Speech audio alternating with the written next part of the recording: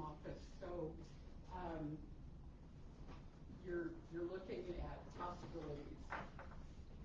Okay, it takes a lot to put your name in the hat for an office. You have to consider your family, your job, and how you want to spend your free time. School board members are not paid anything, and the mayor and board of aldermen probably make enough maybe to cover their expenses. People run for office to do good things for their communities by solving problems. Governing is never finished. There are always new issues to address, and that's what they're signing up for. Their decisions won't always make you happy, but they are working to make things better. We'll call on each candidate in ballot order to take about 3 minutes to tell you about themselves and why they want to be elected to office. Then please stand, state your name, and ask your question. Both the questions and answers should cover the issue, but briefly, if no one volunteers, I have some handy. Okay, we start with the 3 candidates for the 2 seats on the school board. And you've got Tyler French, Bobby Roediger, Julie Romano. So take it away. Would you like me to start? Yes. Ballot order. Well, it's not going to take 3 minutes. I'm not going to. It doesn't have to be that long. No, okay. Well, my name's Tyler French. My wife and I both are West Platte graduates, and we lived in Kansas City till we decided to move back here. And I think I said this last time. One of the reasons we made that decision, I do work here, was for the girls. I have a 7th grader and a 10th grader.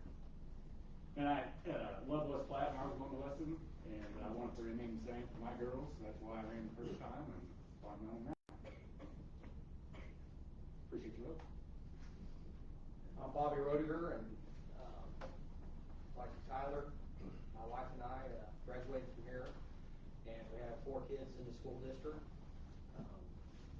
mostly in middle school. I have 1 freshman, and I just want to try to keep the school on straight and narrow and keep going the way it is. I think that's about it. And I am nervous. I don't know if you can tell. Okay, I'm also nervous. I also have like a good 3 minutes planned, but I don't care. Oh, go ahead. Take about 10 minutes. So my name is Julie Romano. Most of you don't know me. Unlike them, I'm not a West Side graduate. I'm not from around here. I grew up in a small town in Colorado, which was pretty similar to Weston, and my parents were public school teachers. My brother's a teacher in that district right now. And they always talked about the importance of education and the importance of public school in particular because it was such a part of the community. Like, the newspaper was like 50% school news. That's the kind of town it was, and that's the kind of town I wanted my kids to have. So my husband and I ended up in Atchison, and we spent a few years there, and I always wanted to move to Weston. But it wasn't until we had a kid that I could convince him to move. Not because he doesn't like Weston, but just like he hated something. So that's a really good reason. So when we had a 1-year-old, we moved out here. That was 7 years ago. So she's been here in West Platte since kindergarten. And her name's Agnes. She's in 3rd grade now. And then I have a 4-year-old named Gloria who's going to start kindergarten in the fall, and she's very excited. And we've been really, really happy. And I just want to make sure that they have the same good experience that I have. Okay, and I forgot to mention, no microphones, so be sure and speak up. Any questions? Who wants to go first? Yeah. Okay, Marie. I never come to these meetings. It's usually Keith. So I'm hopefully representing him too. Julie, I'm most interested Julie, I'm most interested when I saw the article in the Weston Chronicle about the 3 candidates. And I noticed that you had experience with special education and the IEP program and everything. What would be your concern if the federal government diminishes monies coming to the schools for special education how would you see the school here addressing that, or what kind of approach would you take? I think that's a very big question that everybody, every district probably has no idea right now what they would do because it is still up in the air what's going to happen to a lot of federal funding. I do think it's supposed to hit rural districts harder because of Title I funds, I think is what it is. It goes to a lot of special ed and needing support. I mean, I think that whether or not the federal government says that it's going to provide that funding, I think those are still necessary programs that we need to continue. I don't know, Can I add something to that? I mean, yeah, no, I mean, I'm not sure everybody's aware here, but we are a very fortunate district. We're a very rich district, mainly because of that pellet snow down the road. So it wouldn't hurt us as bad as a lot of local small districts. We're very fortunate that way. So I don't think it would really impact our system here like it will others. But I do think, I mean, and I'm agreeing with you, but like, I work with college students who had 504 plans or IEPs when they were in high school and they were kind of transitioning to college. But it was very clear to me, working with them, that, you know, that those programs helped them get the education that they deserved, and whether or not the federal government says that's important, I think it's important, and I think that we still need to provide that support to get them the education that they deserve.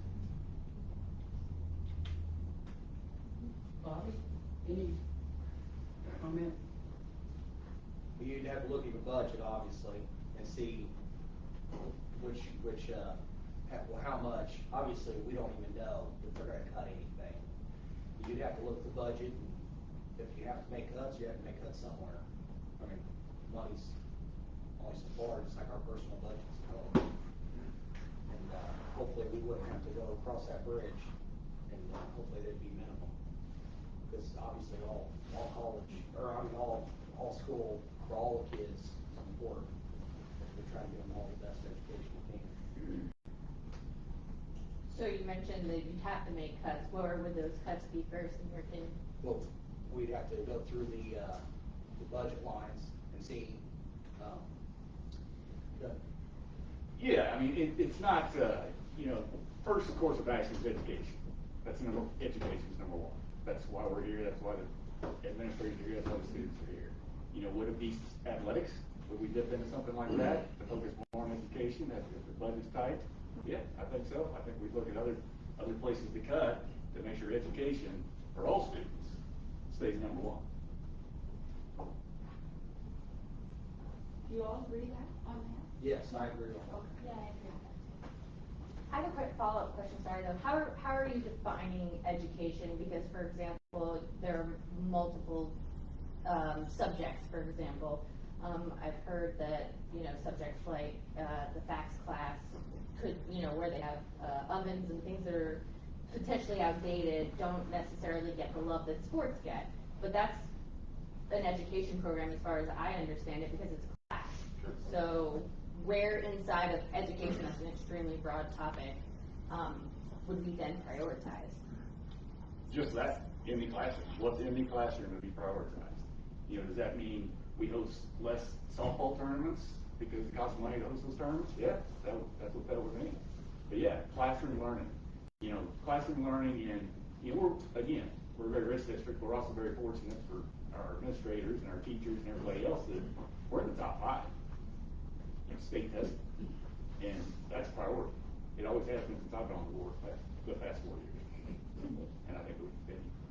And I'd just like to add that the question was specifically about cutting the special education, which is, really what, if the Department of Education goes and those federal funds for education goes, it's special education that's really going to get hit. So I think that takes priority definitely over athletics. Without a doubt.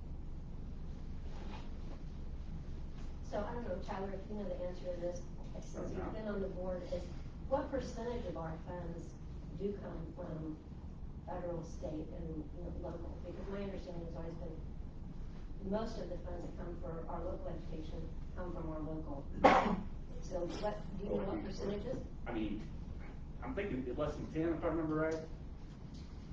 Something like that. Less than 10 is federal, Yeah. okay. So it's not a huge budget line anyway that we're getting. I've got a question. West Classic, very fortunate money-wise, that we have students here that their families are not as fortunate. Have you ever considered doing free breakfast lunches for everybody, a free lunch program in the school? Not since I've been All on. of you. I want to like to hear your feelings about that.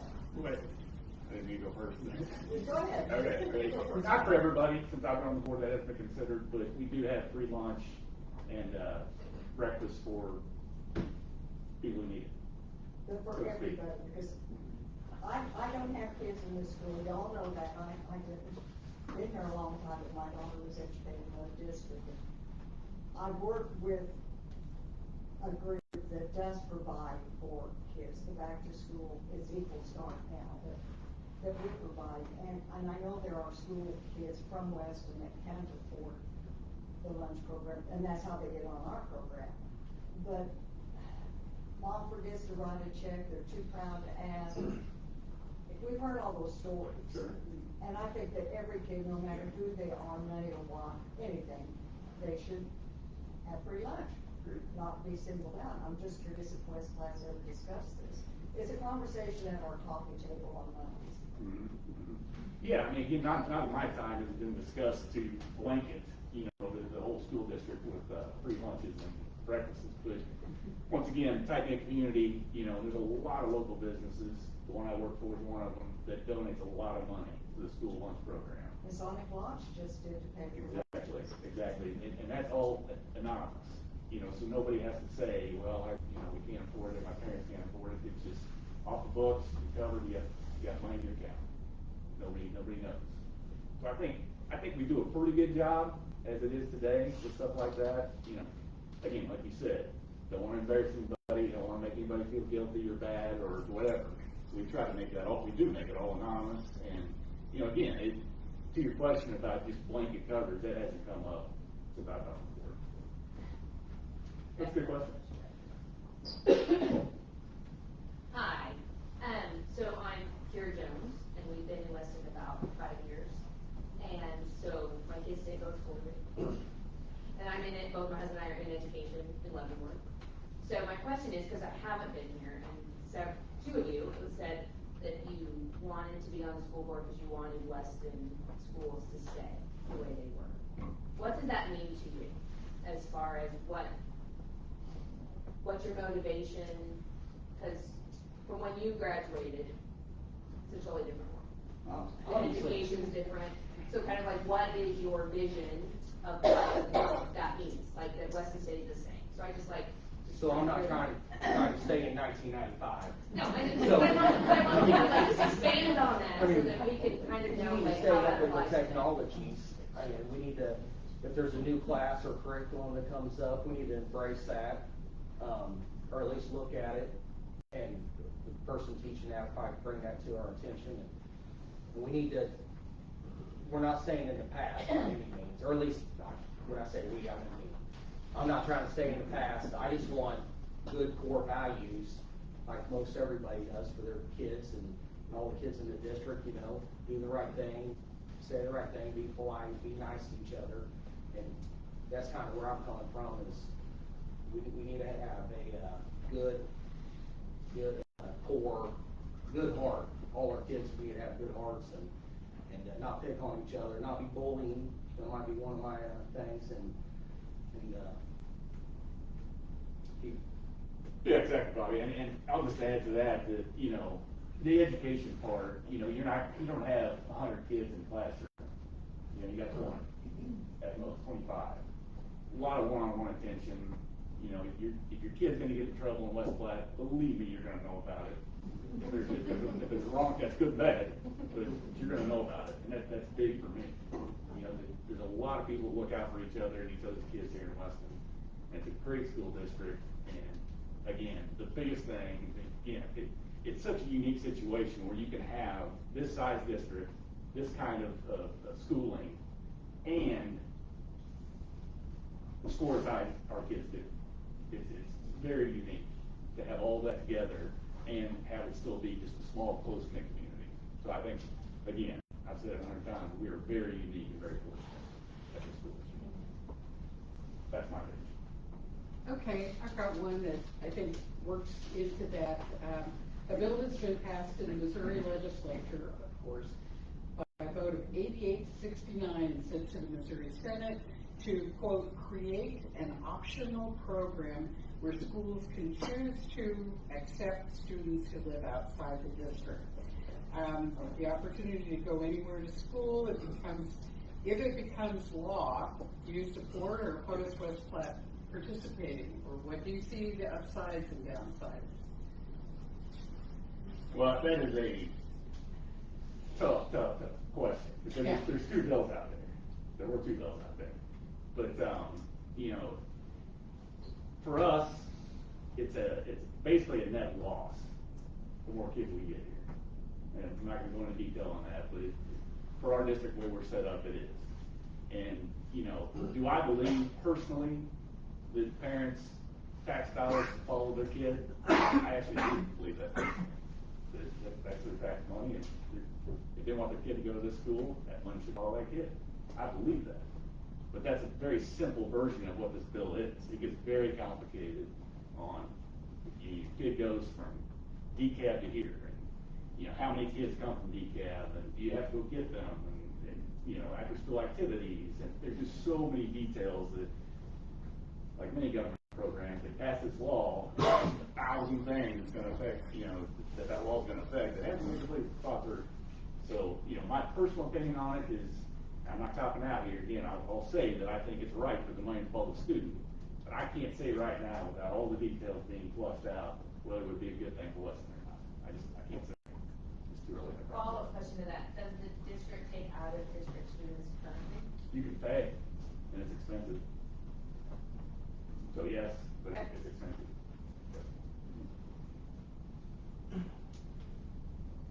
The other two, anybody else? It seems like a bill that really, like, is probably gonna get a lot more use in big cities where you have lots of districts very close to each other. I can't imagine a lot of, like, maybe Rushville could have some people who would wanna travel into Weston.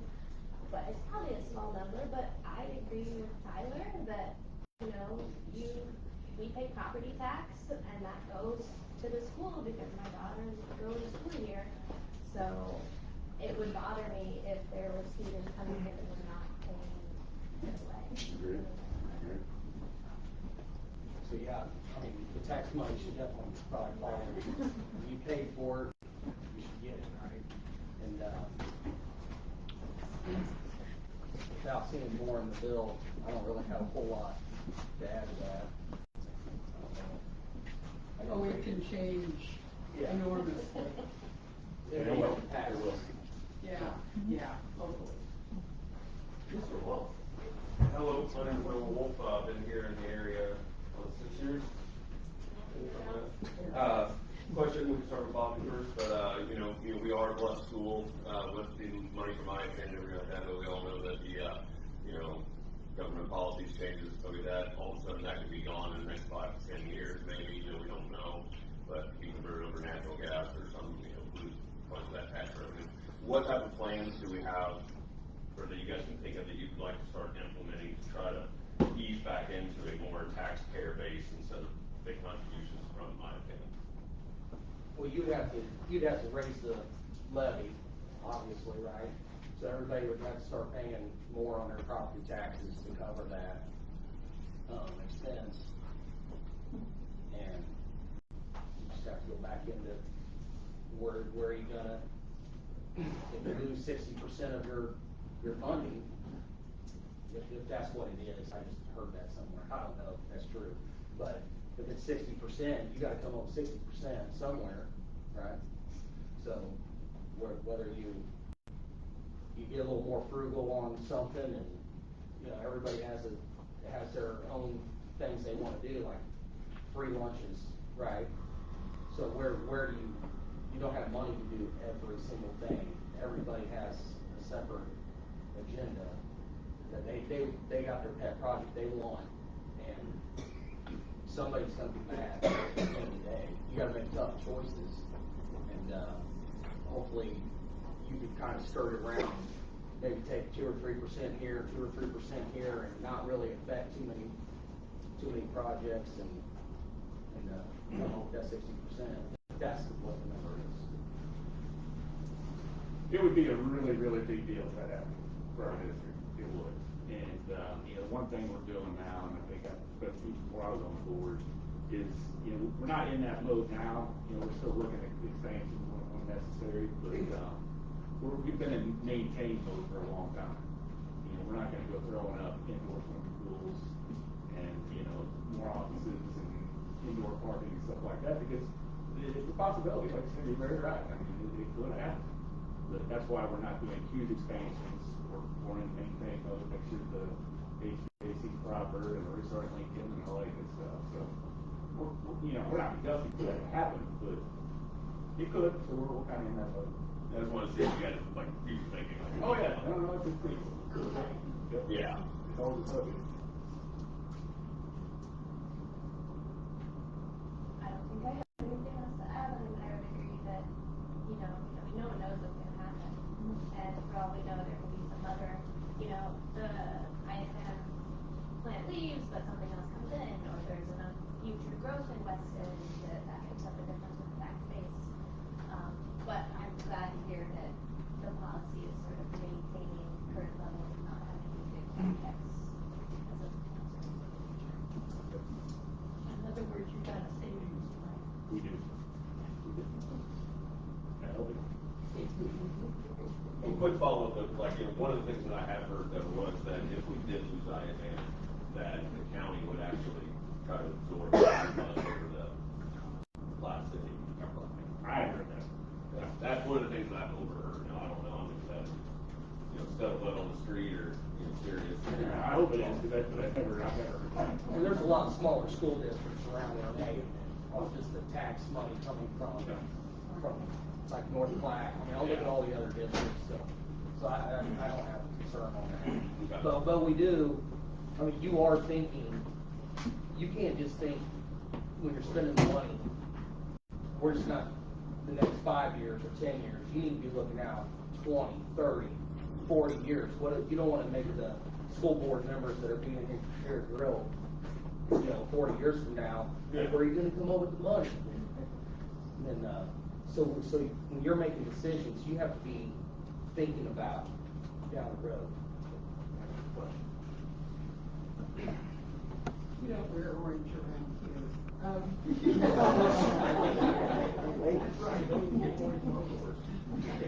My name is Jesse. I've been on something here since 2014. A couple of questions. One of them is for Tyler. What are some of the things that you've learned since you've been a school board member? I'll ask Bobby. Well, probably the biggest thing is the role of the school board member. Bobby and I were talking outside before we started here. I work at Holiday Distillery out there, and we have a board, obviously, and I'm not on it, never have been. So I've never really served on a board of this size. And, the way, what's my responsibility as a board member? I really did develop in a school district, and I learned a lot. You go down, you do a couple days training down in Southern Missouri, and there's sunshine laws, and there's this, and there's that. There's all these things that, Ben and I and another school board member really can't go outside and just talk about school district policy. That could be a forum. Should the public, is that open? Is that closed session? Is this, is that?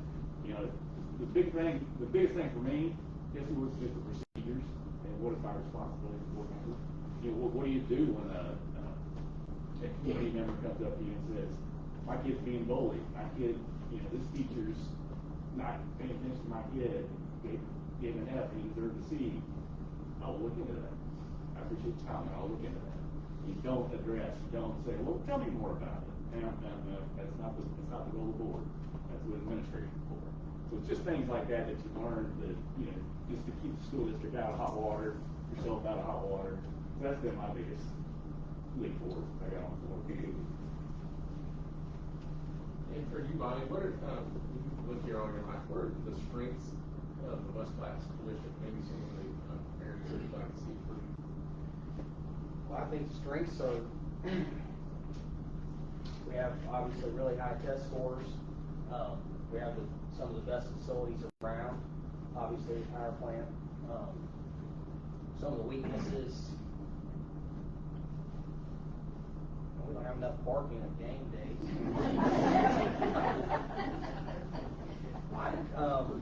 I really don't really see a whole lot of weaknesses right now. I just want to keep everything running smoothly, and one of the things is when you're on the board or you're in charge of something. I was on the board, the Boulderman at Tracy, City of Tracy, and I lost some really good neighbors and friends because you have to stand up for what you believe in, and try to make the best decision. I mean, you're voting for the candidate, and they're supposed to be making decisions. Some of them are hard, but hopefully I don't have any hard decisions if I'm elected.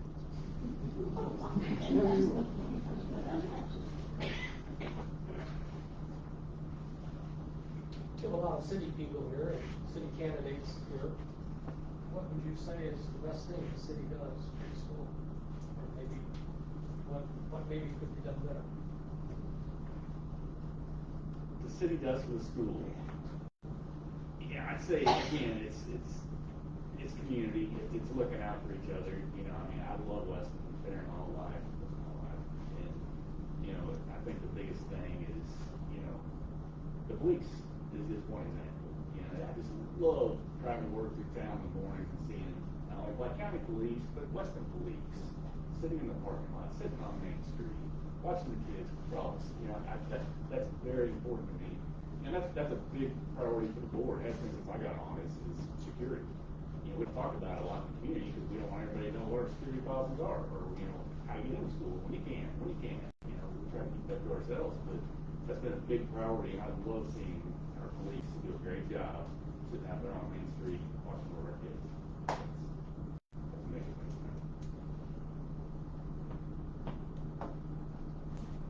What do you guys think? I'm not sure what the city's role will be in the school district, other than being good stewards of. I mean, if you're talking about individual people, the mayor, you know, making sure you're not speeding up down the streets, I guess. Don't really spend any money on the school. I wouldn't believe. I'm not on the school board, so I don't kind of see. I mean, I think there's a difference between what the community does and what the city government does. I think the community in general is very supportive. I like seeing all the advertisements in the paper, all the little shops that say go for Jays, and you know, things to the Blue Jays in their stores. As far as the actual city government, I don't know that. I guess I don't know much about their relationship with the schools, but it hasn't seemed adversarial at all to me. And they let the homecoming parade go downtown, so I like that. Yeah, no, I'll add, it's 50-50. It goes both ways. What the school district do for Weston, the city does, what the city do for, I mean, it goes both ways. Any questions? Bobby, you mentioned one of your hot topics, or one of the things that is important to you is bullying in the school district. I am hearing a lot of bullying and families experiencing bullying in our community. So will you expand on that as far as how you're going to address that, or what is being done about it? Yes, there should be a zero tolerance, obviously, on bullying, being mean to people. And I would like to, if I get on board, I'd like to look into that more. I'm not sure, being an outsider, I'm not sure what I can do or how I can bring it to everybody else's attention there, but I'm going to learn. And yeah, nobody should be bullying anybody. But why did you bring that comment forward? No, Are you hearing about bullying? Why did you say that's your thing? I have heard a couple instances of bullying, but no real details, and and I just really think you should be kind to your neighbor, right? And nice, and that's kind of like the core values of what I'm hoping the school's teaching, and also with the curriculum. I'm not sure what I can do yet, so I'm not there. But I'm sorry I don't have a better answer. No, So, you're but fine. yes, that is actually something I would like to bring up, and I'm not sure how to do that yet. So. You guys have anything to say about it? You know, I'll just add, it's taken very seriously here. I mean, again, I've only been on the board for almost 40 years now, but, you know, what I understand is, you know, bigger districts, the board may never even hear about 90% of those cases because it's such a big district and it's handled below board level.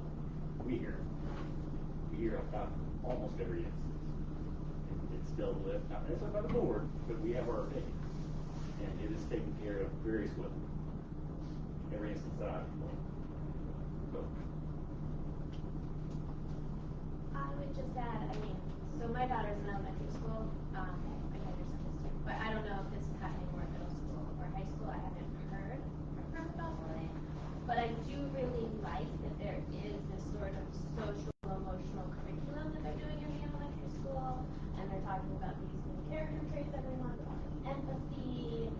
So I do think I like that they're addressing character, and I'm hoping that that carries over into how students are treating one another. I like that there's that emphasis instead of just on academics. I mean, there's obviously an academics emphasis, but the awards at the end of the quarter are for like character traits, you know, responsibility and empathy and stuff like that.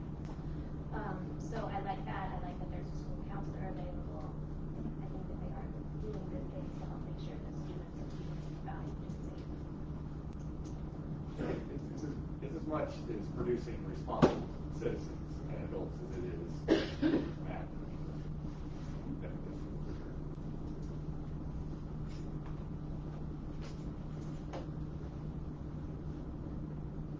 Okay, let's start with Julie and come back this way. In what ways do you think that you, as a board member, support teachers? We have been super thrilled with all the teachers that my daughter has had. And as I said, my parents were teachers, my brother's a teacher.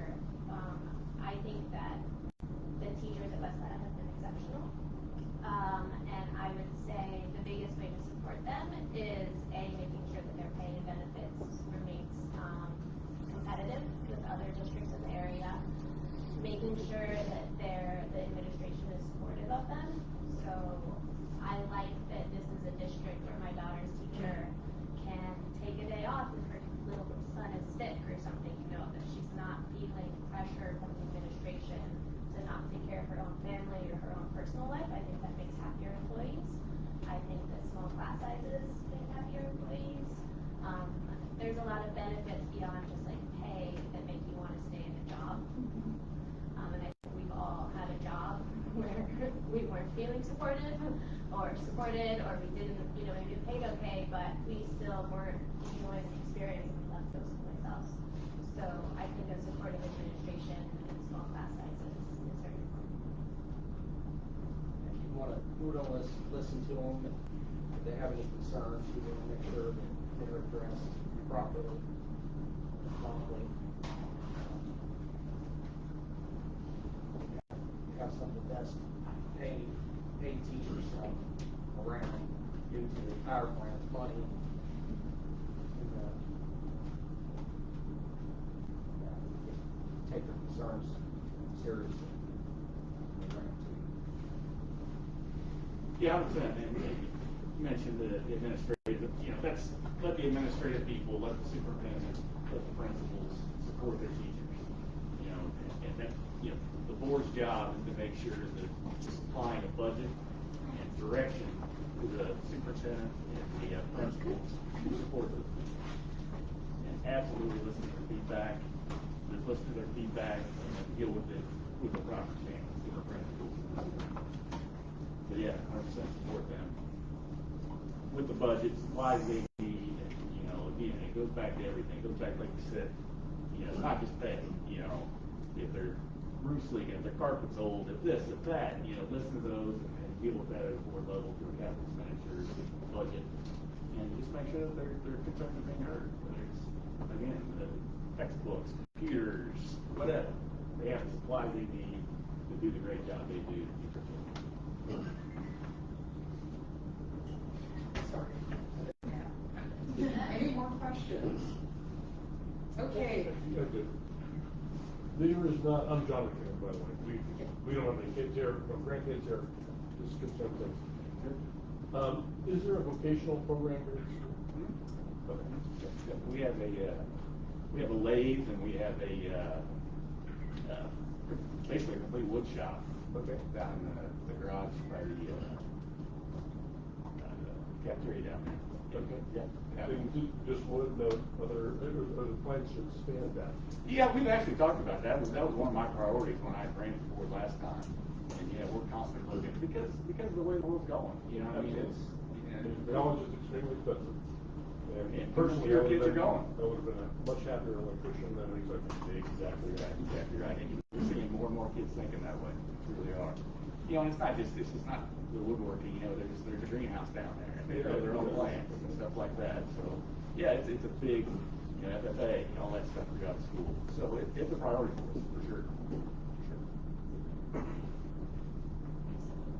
So for each of you, what would you say is your number one concern about education within our district today? You've only worked with this, sure that you've looked into or found out about. What's your just number one concern? I don't have any particular concerns. I would say two things, which goes against the money thing we've been talking about, but should we have a lot of money, I think it would be interesting to look into adding soccer. Soccer is the only sport that we have a youth program for in Weston that does not carry into West Platte. So we have a lot of elementary schoolers. I'm on the soccer board in town. We have a lot of elementary schools that are signed up for soccer, and then once they get to 6th grade, there's just nowhere for them to play anymore. And there are, I don't know if there's anyone in our conference, but there's other 1A teams in the Kansas City area that do have soccer that, you know, we could, so there's a potential for us to get those kids into those programs, and I think they would really like it. And then I don't know as much about the high school, but I don't know about the advanced offerings of AP classes that are available, and if it's possible even to let students, I've heard of other districts where they're small, but they let their students take an AP class some other place in the state virtually, and I think that would be a good program to look into for those students that want it. I don't have any one big concern. Everything's really running pretty smooth. So. Yeah, I mean, that touched on my concern moving forward, and it's not necessarily with West Platte School District, it's with public education in general. I mean, there was just an executive order signed that the Board of Education gone from the federal level. What that means, it's going to go to litigation. 100% it's going to go to litigation. Where's the line? What does it mean for public education? That's my biggest concern. Where does this all shake out at the end?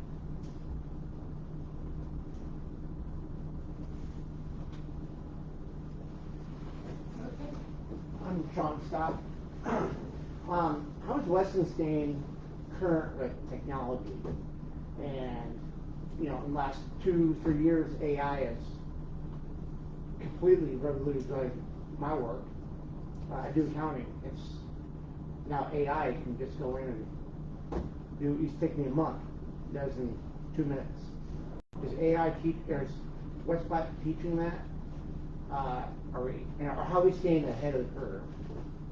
Do we have IT department? We have a great IT department, and you know, from a hardware standpoint, we're keeping up with all new technology from a hardware standpoint.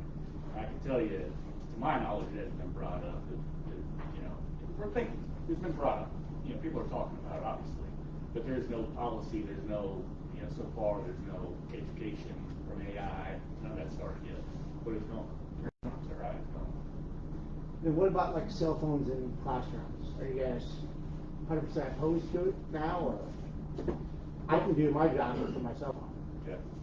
And I brought this up with a teacher friend of mine, and he was also a soldier. And I'm like, well, I can do my job from my phone. And he goes, well, I didn't learn my job to be a soldier in school. So you don't need to have your phone on you all the time, but it's part of technology. It's the world that we live in now. Thank you.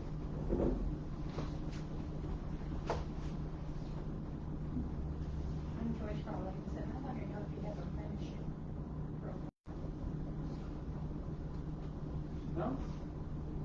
See, like, to help him, you know, the AI, whatever, or the workshop that you have, go out and help somebody build some steps and stuff like that. To me, that's an apprenticeship that goes a long way on their diploma, you know, apprenticeship. They did this. So, Not like it's okay. yeah, well, yeah, but, More of an internship. yeah, okay. Internship, you do that, but don't travel to Platte City to do it here. No, not here at the community, but it's a good idea though. It's a good thought. I might feel it. Well, I know someone who travels from, they go to Deep Care, and they go to a nursing home in St. Joe to work, get infant, whatever. So, to me, it's kind of like that, and it, Yeah, you can beat on hand experiences, you know.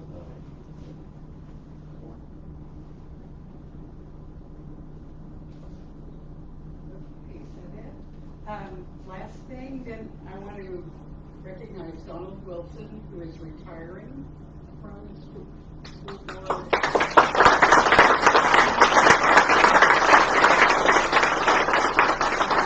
23 years. Wow. Good run. You and the other. Okay. Anything else before we wrap it up? Yes, one thing. A bridge between the school district and the city. I hear people in the city asking, why can't we get some of that I-10 money? Why does the school district keep it all to themselves? Do you want to explain what the percentage of its local effort that I-10 takes? What, 60% of the local effort, and then you have state and federal and a variety of other funds coming in. That's really the big dog. And the school district is a whole different governmental entity from the city of Weston. They can't just throw money toward the city. No, it's not. There were a lot of negotiations when I planned for the program on how this would all work. For my time, but I know it was complicated. So really the only way to grab some of that money is to annex it.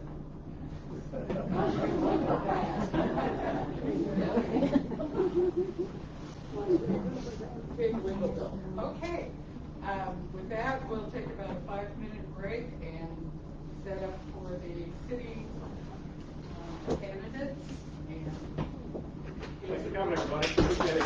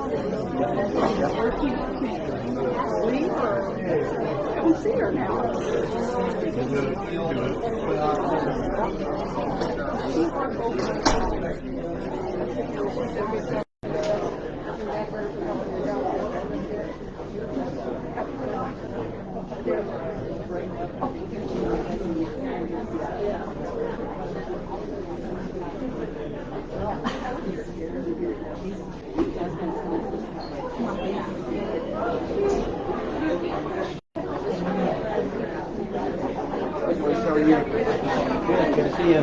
How's work going? Good. Good turnout. Yeah. I think this is more than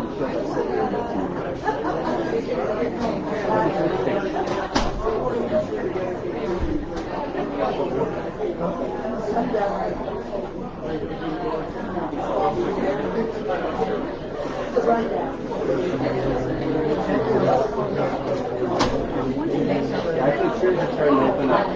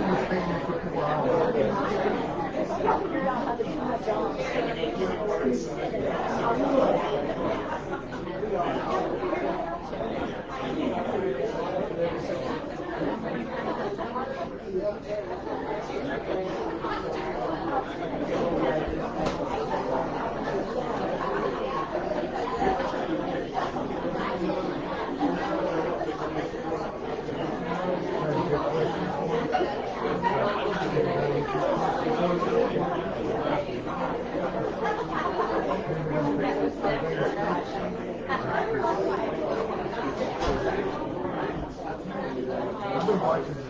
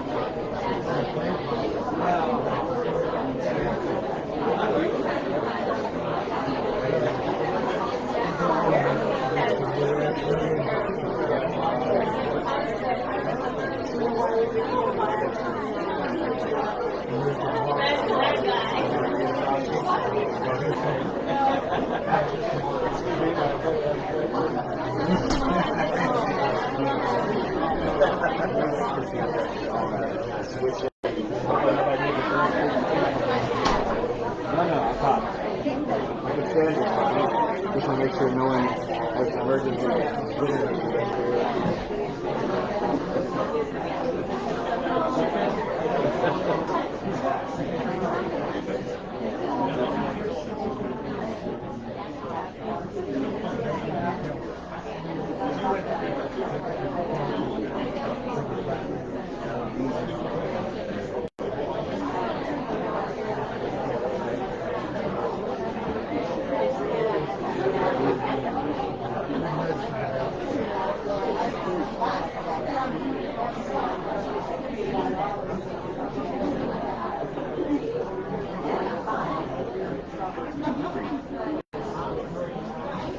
You're not debriefing. Oh no, we're debriefing after.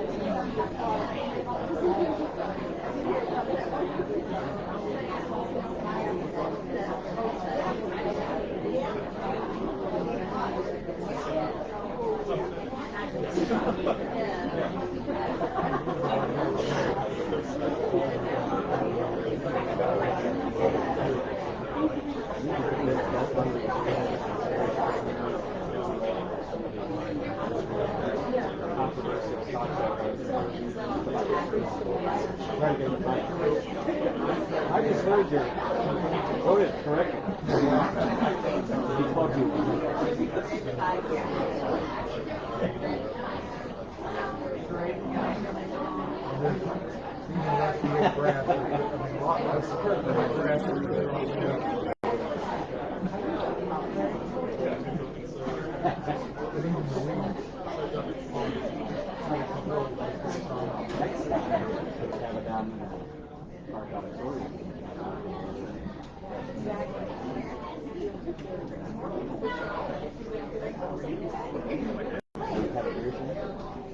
The first half of the break, the second half of the reason.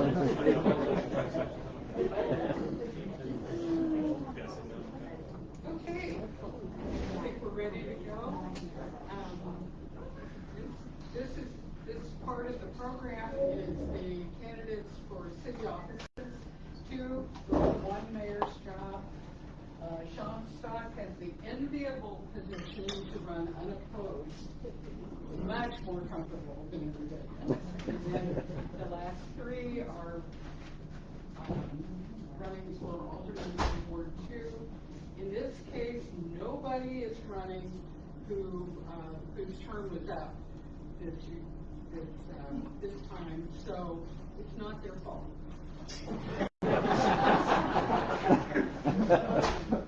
So I think since there are 6, we're going to be a little more regimented on the questions and the orders.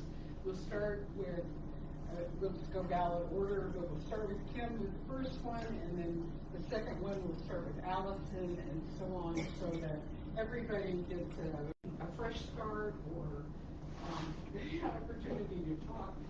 And so, same thing, your vote counts, your neighbor's vote count. You can win an election for a city office with as few as 50 votes. And so, and we've seen several coin toss elections. Deck of cards. Yeah, or a deck of cards. That was not a good one.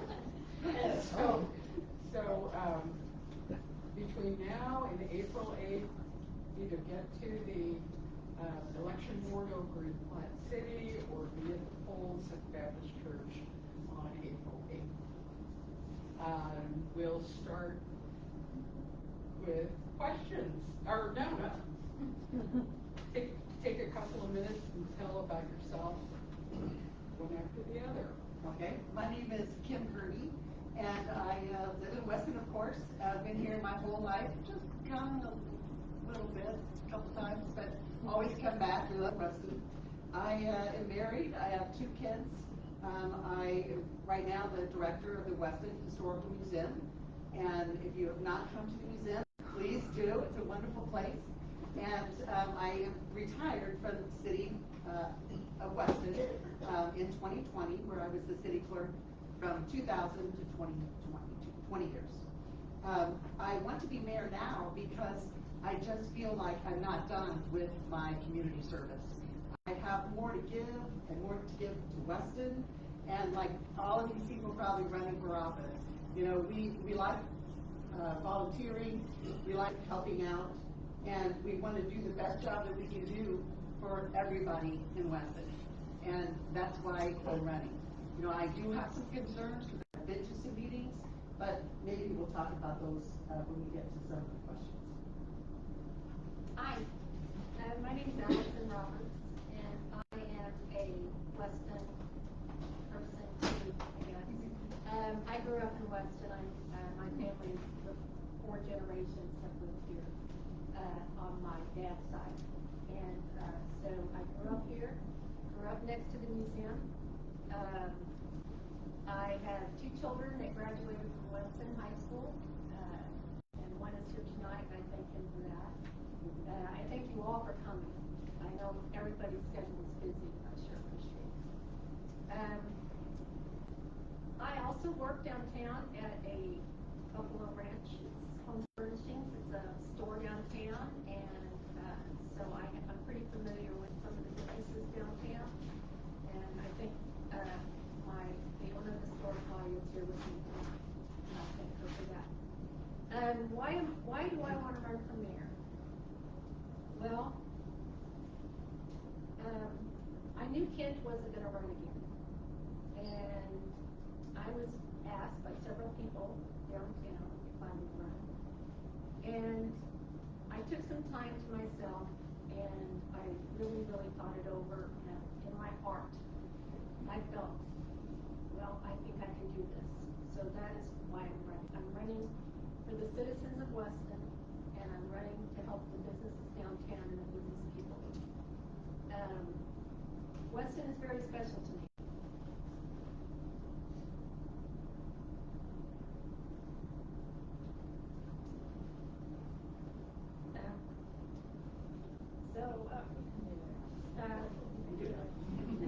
I want to continue economic growth in town. I want to see Weston continue to flourish. And I think we have the best town in the whole state. And so, with your help, I plan to do the best I can. And with that said, Thank you. I'm Sean Stock, as my wife calls me. I'm a transplant here in Weston. I've been here 18 years. It's amazing. I remember the first time I came to Weston, and it is a town. It's a town that's, there's no other good way to describe it, but Norman Rockwell can be. Our main street is, it just screamed home to me. I never wanted to leave. Last time I ended up moving here. I hee-hawed over running for Alderman. I wanted to give back to Weston. It's given me so much. Dad gave me my life, but gave me a lot more than that. I just really want to create a meaningful change and keep Weston going the way it is. And we are more than just downtown. We got the park. We got all the development, all the new people in town. And I just want to make sure Weston stays small, but it grows. So, with that, I pass. Jerry. Okay. Thank you, Sean. My name is Jerry Gross. I am also a transplant. I can tell you that I fell in love with Weston. My wife and I did about 20 years ago. We've lived in Weston for 5 years. Been pretty involved. I'm currently a teacher. I'm a history and civics teacher. I've been teaching for 10 years. I served in the Army for 25 years and retired. I've been on numerous volunteer committees. Currently serving on the Planning and Zoning Board in the Historical Preservation here in Weston, and I'm in my 3rd term right now. So I can tell you from coming to many meetings here in town, I am delighted that we have such good turnout tonight, because it warms my heart that people are out, they're getting involved, they're asking those questions. I encourage you, if you're able to come to some of our meetings downtown, because with the exception of a couple special meetings, this is probably the biggest group that I've seen at a public meeting. So again, I'm looking forward to serving our community a little more, because I believe that whether you're a transplant or you've grown up here your entire life, I think you all have an equal voice, because we're in this town because we love it. That's what drew me here. I grew up in a similar town. Whether you're new or you're old, I see you, I hear you, and what you say matters to me. And I hope tonight that I'll earn your vote. Thank you. I'm Bradley Ray. I currently been in Weston my whole life, all 29 years. I graduated from Weston, that makes sense. I also currently work at the gas station in town, so I see all you kids. No grandkids. They behave sometimes. And I like Jerry said, we here for we here new or old, we all chose Weston to keep things at home. Community, stuff like that. We all should be together. If we separate ourselves, then we get more divided. As you know, how the divided stuff is down. And you shouldn't, it'd be bad if we do that. And if you put people, that's why I'm trying to make sure us like even more united as a community with the new people, the old people, everyone. That's what I'm trying. Tim Penrod. My family moved up here in 1996, so my parents are 29-year transplants. I did K through 12 up here, so some people accept me a little bit more. But I left and then went to school, got my computer science degree. I'm an embedded software engineer. And when my fiancée Caitlin and I decided that we were ready to buy a house, we decided to move back to Weston. And been going down to these alderman meetings for the last, I don't know, year and a half, 18 months, something like that. Find it interesting, and there's a seat open, so I'm ready to serve and ready to listen.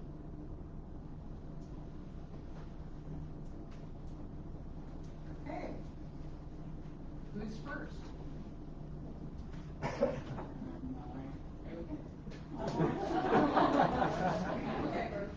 I understand downtown is very important to everybody.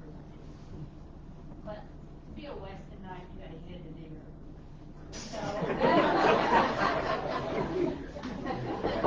I've been here all my life. But anyway, I'm concerned about messes that are at some houses that are not downtown.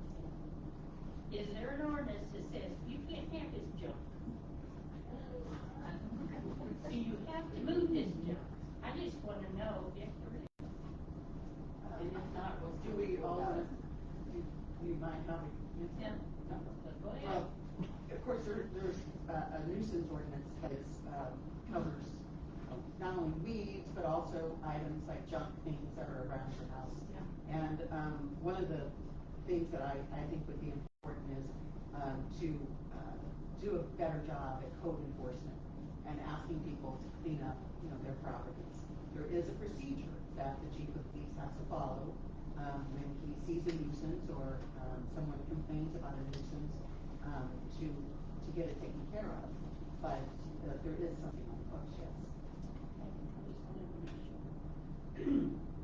Because in our area, which a lot of times gets forgotten because we're not downtown. I agree. I agree. I think we've been lax at that in the town. And I know that if you're a neighbor of that, or if you have an issue with that, you can also fill out a complaint. And then therefore, then it goes to the chief of police, it will be looked into, and then the people will be addressed. But does the chief of police have the right to look at it and say, that's a mess? You need to clean it up, or do I officially have to do a complaint? You do not have to officially do a complaint. He could look at a mess and say, this needs to be taken care of. Have you tried speaking with your neighbor? Oh, she's older. It's not me.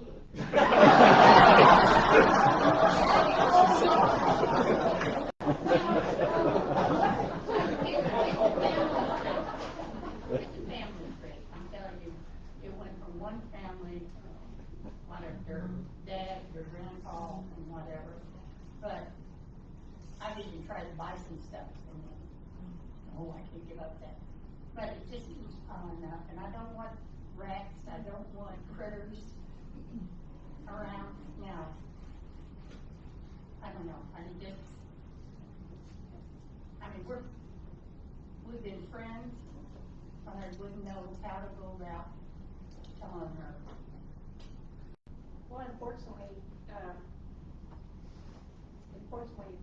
it's a hard thing to do, because being a friend and a neighbor, you don't want to cause issues or trouble between that relationship. But I do agree, the more the stuff piles up, you could have animals, and all sorts of issues. And you're not the first person that I've discussed this with. I've tried to go door to door and talk to a lot of as many people as I can. And walking in town, I've seen some yards that are pretty bad. So mine's not the greenest yard in the world, but it's mowed. Yeah. Yes. And so I think our town has been lax about that. I really do. And it's some of the neighborhoods, it's not just that, but it's also, even downtown, I've noticed that, some of the buildings aren't being taken care of properly, there's trash on the street. So there's other things that I've seen too, that I feel like we're not working hard enough to try to improve on these things, and I think it's definitely needed. Anyone else want to weigh in? Yeah, I'm glad that we talked about the nuisance ordinance.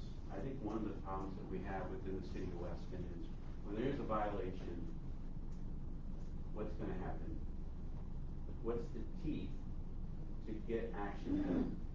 And that's something I think that as a member of the board or future member that we could work towards, even as a mayor, trying to put some consequence or penalties to violations of our ordinances, okay? Because we all want a safe, clean community.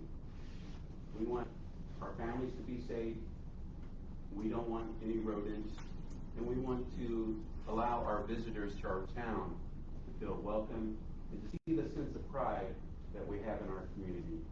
And I think that's something that we can continue to work towards. I can tell you that the chief of police is busy. All right, he's got a lot of work to do, and it would require some more enforcement with him as well. So I think we can work together with the chief of police.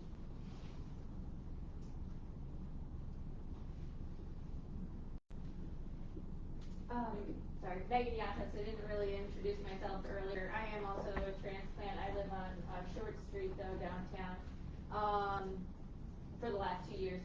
My question, so I can appreciate this wonderful woman's comment about, specific instances that require enforcement. One of the concerns I've had as a member of the Planning and Zoning and the Historical Commission board is about what is the strategy of the city. So this question is for the mayoral candidates. What is your strategy to prioritize? Because to Jerry's point, we are a small but mighty community, and so we have to prioritize what our focus is. So what are your priorities to help bring some focus to this town? I'm gonna go first. I went first last time. My priorities, like what am I gonna do first? I feel like the first things that we need to talk about is, or if I am fortunate enough to take the office, is to sit down with the employees and ask them what is their issues. What are they happy at their jobs? Are they do they need something? Do they need training? Do they need equipment? Do they need anything that they're not getting now that they could possibly need? To bring focus to the city by the employees, because they're the ones who really run the city. Yummy, as the former city clerk can tell you, the pressure is on them, and they're the ones who know what's actually happening, and we need to find out from them what's going on. What do you need? That's my number one. Thank you. I have several concerns. As I've been going to the meetings for the past 7 months, I've observed some things that concern me. The first thing that concerns me is that we're wasting too much time. We're wasting too much time in meetings. Things aren't getting accomplished quickly. We're going back and forth, and it doesn't get anywhere. And I sit there and I'm going, ooh, this is not good, because we're not completing some of these things. We'll go back another month, still not done. So, number one, I think we need to work efficiently. I think we need to watch our overtime, because we do pay overtime on some employees that go to these meetings that are sitting there. I think that people need training in the office, and I think that's very, very important. For example, if you'd like me to give you an example, we have a new program with our budget system called Encode. And this system, I think, was purchased in 2023. or 21, I can't remember, 23, I think. And we had a CPA at that time. We also had a lady that was, the lady that worked in the office that got fully trained on this system. It's not an easy system from what I'm hearing. Those two people at that time got fully trained on this system. Then they left. So we have new people. So it's been very difficult to pass budgets because people are not, I don't know why. It just goes back and forth and nobody wants to pass it. I'm not sure. But it's concerning to me that you as taxpayers not coming to the meetings or don't understand that.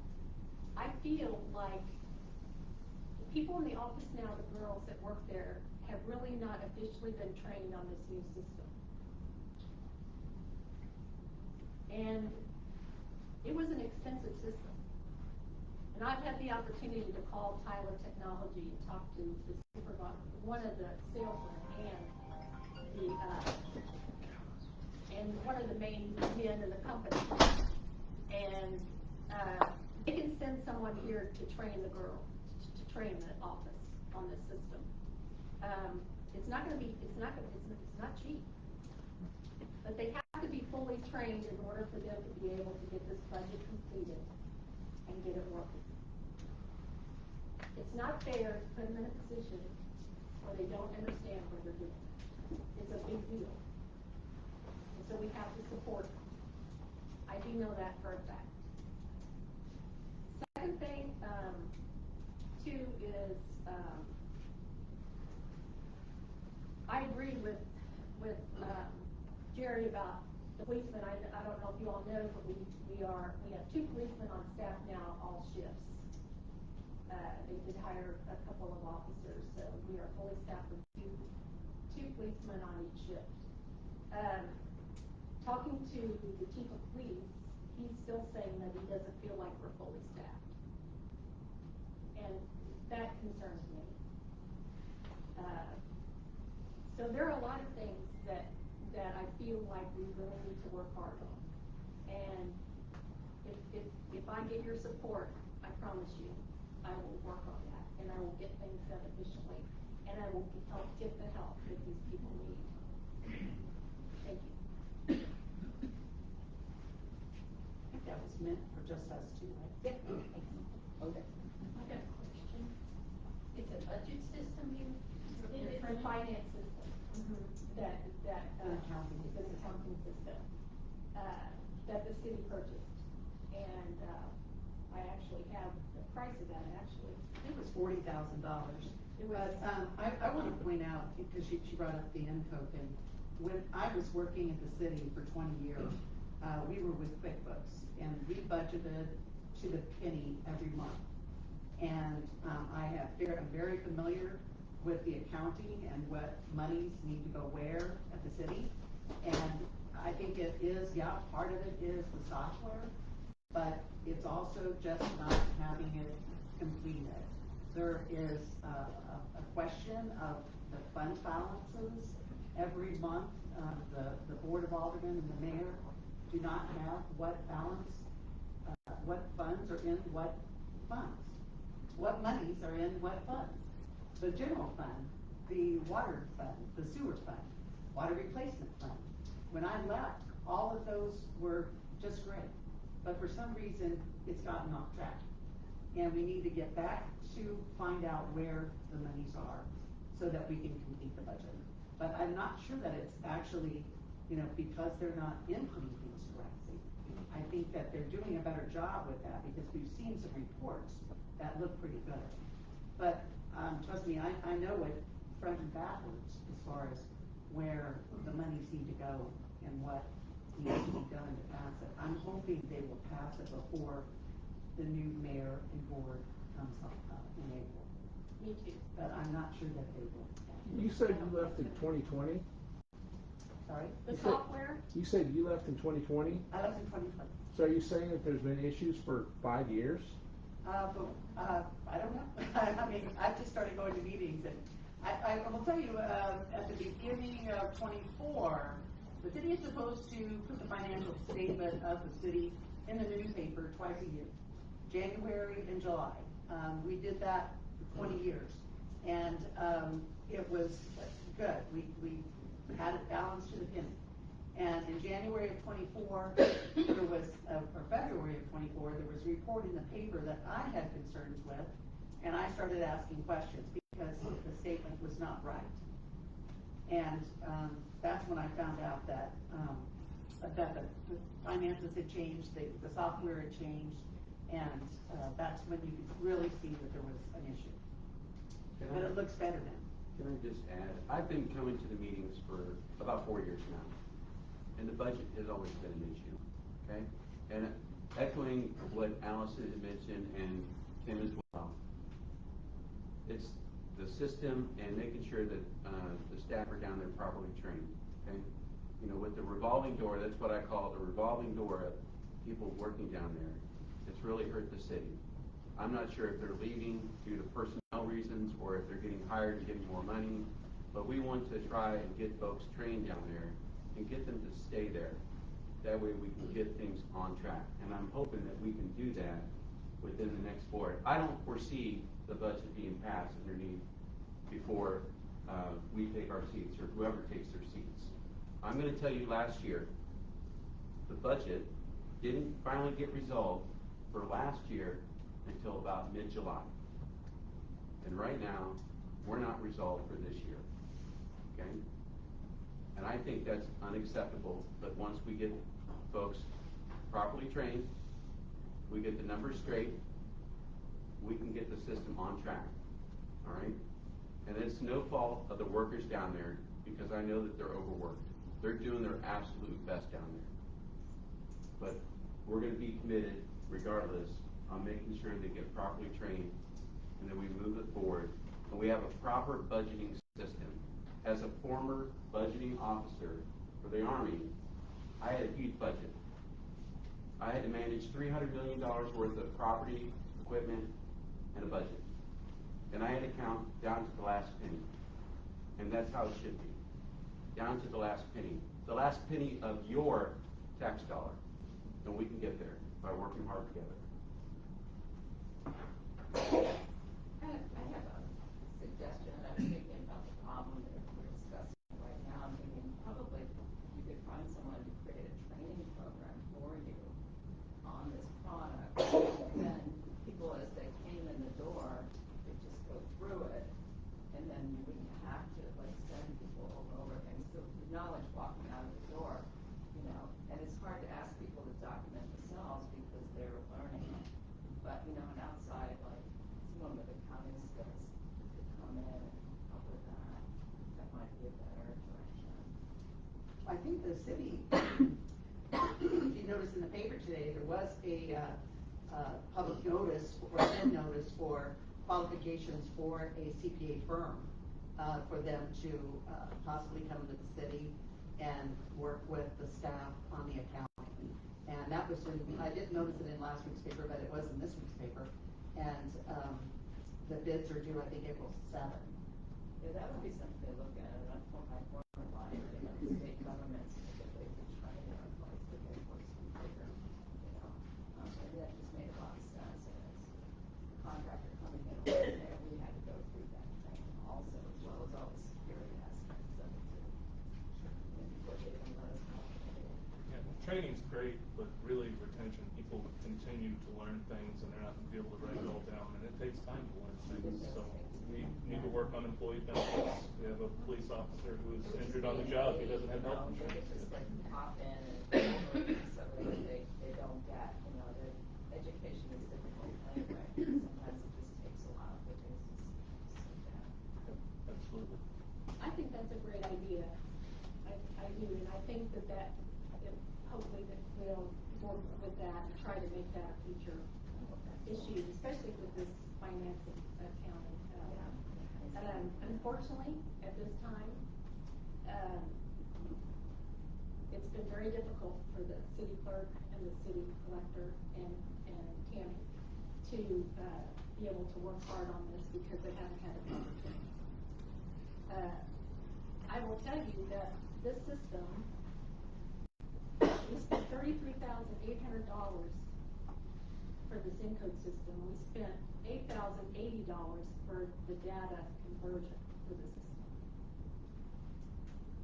We have nobody trained. What's happening out there and It's not, no, it's a program on our computer. They're working. I'm not saying that they're not, that they're not They know working on something. it. But I want to say that when I contacted Tyler Technology, the only way to fix this really, what they can do right now is they can get online with the Tyler, someone in the office, on the computer at $145 an hour. And they can help them get through something. But from talking to the personnel in the office, they tend to take over what they're doing, so they're not really learning anything. If you're like me, I don't know about you all here, I'm a hands-on person. I want to see it, and I want to see it done in person, and I want to listen, and I want to take notes, and I want to do it done correctly. That's the only way it's going to work. I'm a senior. I have to go with this. I'm also. So they will send somebody out to train. So, It's online, $145. So, right now, they have the opportunity at $145 to talk with a software specialist, and they hop on their computer, and they help guide them. Another thing, Tyler Technologies, when I called them, I got a bid for them. I was not very happy with them on the phone, actually. And here I am, I'm not even in this position. But I visited with one of the sales reps, and we got a bid to send somebody from Georgia. The person will come out of Georgia, and I don't know how long it would take for these girls, whether it be a full week to be trained on this or longer. It's $14,500 to send somebody from Georgia to get these girls trained. I will tell you that the city isn't broke. That's fine. So what I feel like we need to do, we have got to get adequate training, because this budget issue, the last 4 years, it's just been totally up. Well, my problem is, who thought this program was great? Well, it was voted on by the people. I think there's a couple people that have questions. It seems like we're Follow-up question on talking and that one. they very nice. Sean gets the next question. Yeah. Are you nervous yet? Oh, this is just a follow on with, I mean, like, if you say we've already got $40,000 invested in it, about $13,000, you have to train up the person, like, would it be maybe more sense to maybe just completely change another system? What do you think? That's a question that I asked several of the board members, and I never got it done. Richard Jones, changing topics, this is for everybody up there. I'd like to hear what's your vision, plans to grow Weston, right? Keep it healthy while still maintaining this small town. That would be Sean. Again, I'm running unopposed.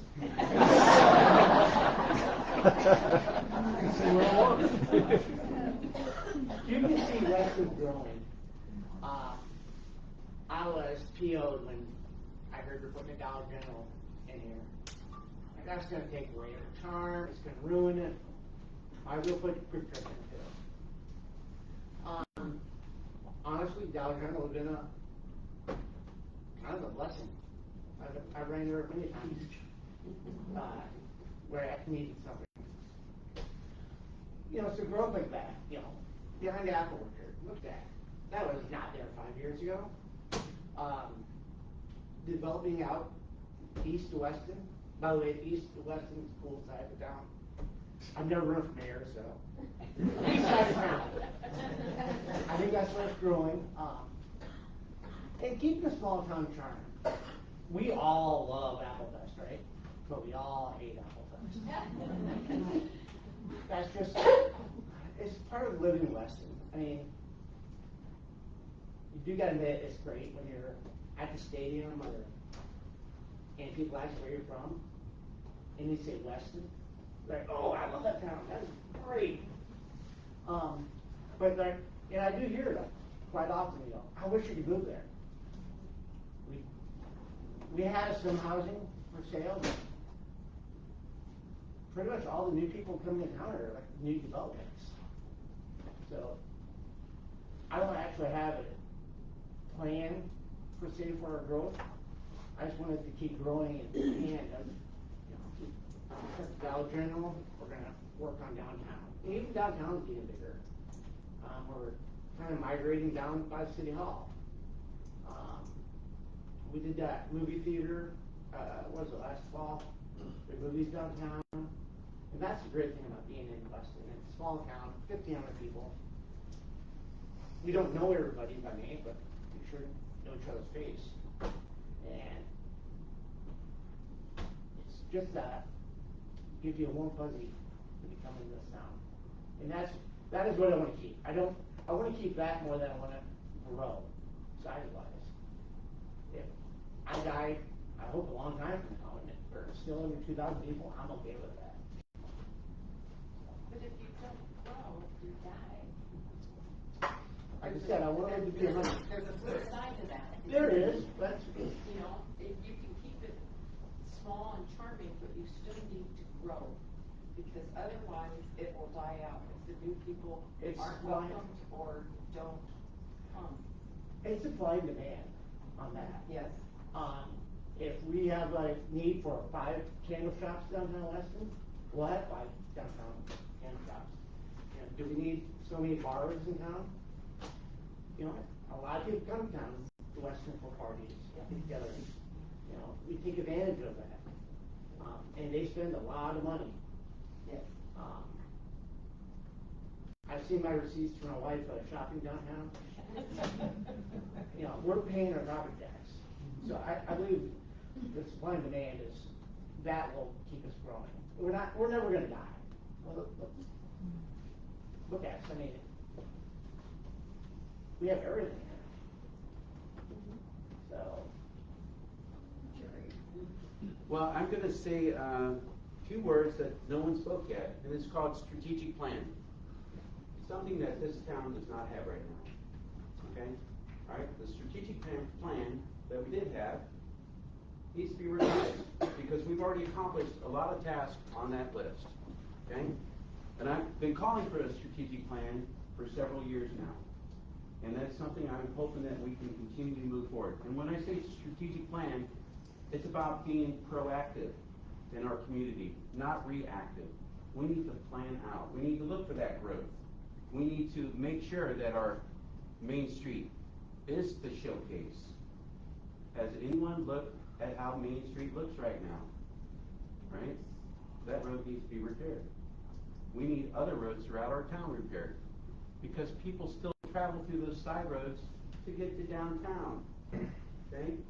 And some of the routes that they do come in, they see quite a bit of our town. We should be showcasing all of Weston. The strategic plan encompasses many facets. I'm glad that you mentioned growth for our community because we have to have growth. And that growth will continue to be renewed. Tourism is a good thing. All right? The chamber does do a lot for this town. That's where a lot of that tax revenue comes from. We want to continue to work with the chamber. Now, Allison, you have volunteered for the chamber just as much as I have. And you've seen what the chamber does for the community. Great chamber. I've seen what the museum does. We have a lot of great things within Weston, and we want to continue that growth.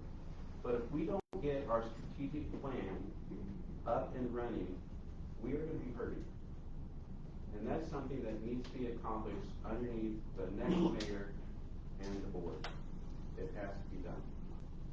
So that brings my question, Sean. So that Let everybody talk. Yeah. Okay.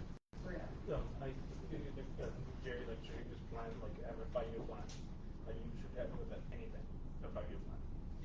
Like, how would you grow? And, like, how would you grow means, like, Sean was saying, like, you should grow, but not too big. We should have a community with the new people, with the old other people in town. and like have school has like the FFA dinner, like once in the fall, like have more events for the community. Because we all as a community, we all get together, and they use that to like help with the infrastructure and stuff like that around town. Like for example, someone said like someone that if the house like falling apart, like maybe we could have like group together help that person with the stuff around town, around the house and so help them like fix the stuff around their house and so that, and then have people come together as one community, because we all one community. So I think it was mentioned recently that our last city plan, in our 20-year outlook, we were expecting something like 25% growth, and that was something we were banking on, and we ended up at like 5 or 6%. So we need to be realistic whenever we make these plans. We absolutely do need to start planning for these things again. And growth is great, but we need to be careful. We don't want to turn into Johnson County. You know, we don't want all these cookie cutter houses out there. Whenever people do want to put in new developments, make sure that they're not, you know, tearing up Middle Road. If they want to put a development up there, make sure the developer has a plan so that the infrastructure is in place. We're not paying for a new park.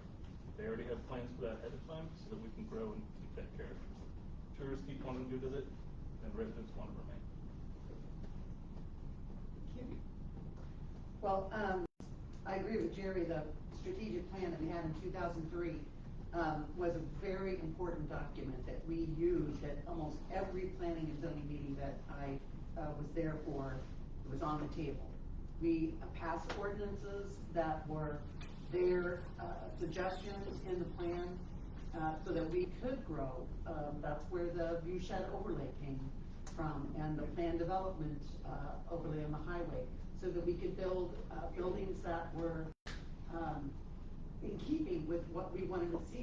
You know, instead of having a metal building, we asked that they do it in stucco, for instance. That's the Dollar G. I was city clerk when they built the Dollar G, and we talked a lot about what it was going to look like. We didn't want it to be just a building that they threw up, and it didn't look right. We wanted it to fit in. And the other thing that we had when I was city clerk was a transportation plan. It was a 5-year plan, and how we were going to what streets we were going to do, what if we were going to repave, or if we were going to chip and seal and things like that. And all of that is gone now. It is no longer being used. I don't know what they did with it. We also had a water plant plan.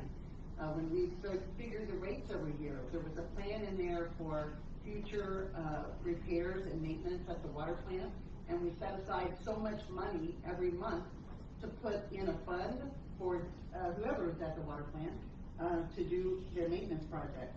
That is no longer being used. I asked about that. Stephen Cornelius, our water plant superintendent, I asked him if he was still using that, and he said no, he was not.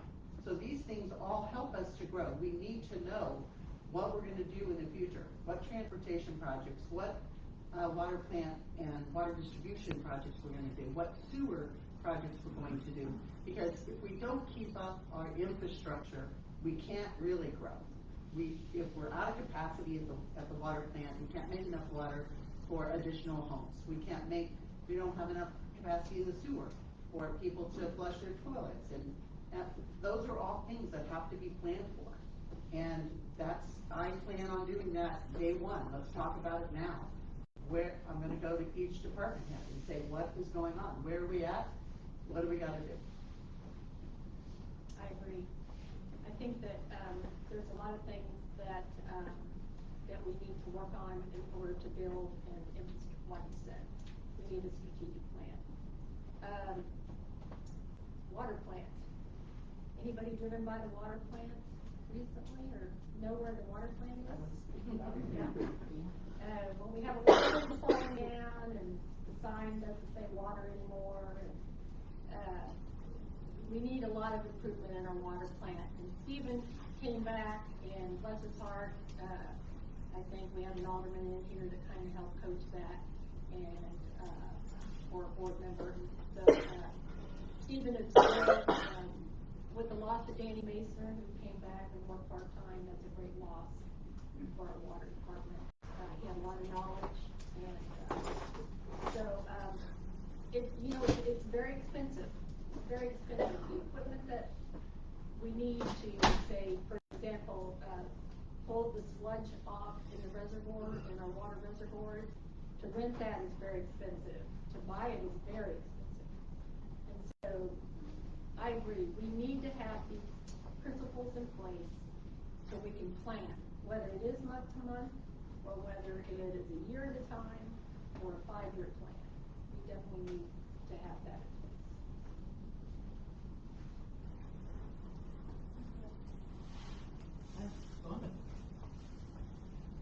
I'm Rhonda Oviatt, and we've lived here for 30 years, and as many people in West Winston say, they think we're just passing through. Our daughter's been all through school here, and we're planning to stay as long as the Lord lets us, I guess. But the question I have is, it seems like a lot of things you're talking about is, no matter what it is, it's going to take money to a certain extent. We all know that. Tim mentioned some of the police officers don't have health insurance, and how do we keep employees without that? And there's all these other things that money is needed for. And when we go on a trip, which isn't often, but we tend to end up in little towns like Weston that have brick walls and tucked inside the little stores and shops, which we love. And when we go to those towns, they have a tax, a bed tax if you stay there at a bed and breakfast. There's an extra tax for that. There's a tax for if you eat or drink there. Maybe there's an extra tax on alcohol. There's an extra tax on food, so that the tourists are paying for keeping their streets nice, for keeping the water good, because they're using the tourists that we have come in town use our roads, and like we were saying, after saying downtown, the street does not look good. It's not clean, which seems like that would be a simple thing to do, but there are holes in it and all that sort of thing. So how do you feel about some kind of taxes to be applied on those types of things to help our visitors who come to town help pay for the infrastructure that we need to keep up that they're using? I'll start down there with Tim. Jerry was supposed to be next. Jerry, It's okay. I was just going to go down the line. Tim, why don't you start? Tim, go ahead. Okay. So you're absolutely right. Looking here at the budget, city sales tax there, the 1% tax, it's a huge part of our budget, and so it may be something that we look at increasing. How do you feel about that? I'm not going to be popular sitting up here saying I want to raise taxes. Yeah, but how many people sitting here rent a bed for the night? That's not a tax that would be imposed on our local. True. Yeah, but how many, unless that tax is, $100 a night, then how is that going to really have a huge impact? If it's 10 cent tax, then we a may lot look of at eating and drinking establishments certainly have a lot of tourists, and we all use them too. But yeah, and I think at some point people talked about taxing Main Street differently. Not a huge fan of that, but if we can find a way to specifically tax the tourists, then I'm all for taking their money. We obviously need to establish a budget and figure out where we're at exactly, because we sit up here and we say the city does have money, but we don't really know how much that is. We need to have a solid plan so we can figure out kind of where we're at, where we can go from there.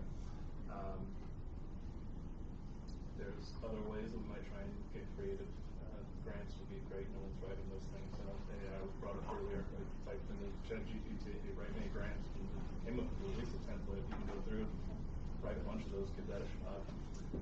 Try and fund those kinds of things. People joked about annexing IATN, but that was an option at one point. And it could be that we look at annexing some more of these businesses in order to bring some more money in. Personal property taxes is really a kind of you look at how your taxes break down. The city is a very small piece of that compared to what the fire department and school. Once again, we want to say we want to raise taxes, but a modest increase could help with that. Or we could post a couple of track meets there, and then we can maybe take out the school budget to pave Main Street. Yeah, we'll look at everything. Yeah, it's kind of hear like Tim was saying, we could like raise like a modular tax, or we could also have like community events, like I was saying earlier, like come together, and like it has like FFA, it has like a one thing, like we like more events like that, community like donations, like hey, like that helps us together. Whereas I know like it's on taxes, but still like taking pride in your town.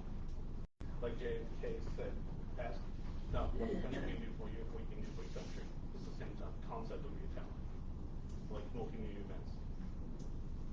Like how community take pride in town, like a fundraiser, like hey, let's have an auction, and then some of the money the auction goes to is the infrastructure of the town. Well, I'm glad that you mentioned some of those tourist opportunities of taxing. I can tell you that sitting in on the meetings downtown, there has been discussion of that, making it a couple blocks, kind of like a usage tax. Okay. They had also talked about a building tax. For those that don't know, I used to own a bed and breakfast here in town until I sold it. And the bed and breakfast community and the hotel community, they were for the possible lodging tax. But our point was it was to be reasonable, because members of the city did not know that our clients also pay a sales tax. Same sales tax that we pay downtown. So put that in there, and then you have a tourism tax, a lodging tax, which I'm for, because that's money that the city wouldn't have got. And I'm sure you all have stayed at various places where there's a lodging tax. And it makes sense, okay? It makes sense because those visitors are using the assets of the community. There are other ways that we can look for money. You know, we had a grant from 2020 from Mid-America Region Council. So it's for $150,000. Now that $150,000 was to be used at an 80-20 basis, where you get 80% and the city would pay 20%. It was for a trail going from Bluff Road down through Market, Thomas, and Wells Streets. That was passed in 2020 underneath Mayor George when we got that grant. It's not been used yet. Okay? Right? And I was just told that the request for the environmental study was put in just recently. Okay? I think with effective leadership, we can try to get that accomplished and then go after Mark for even more money, because there are a lot of opportunities where we could get grants to improve infrastructure. There's also an opportunity that I brought to the city last year when I was running for alderman. And Beth is right.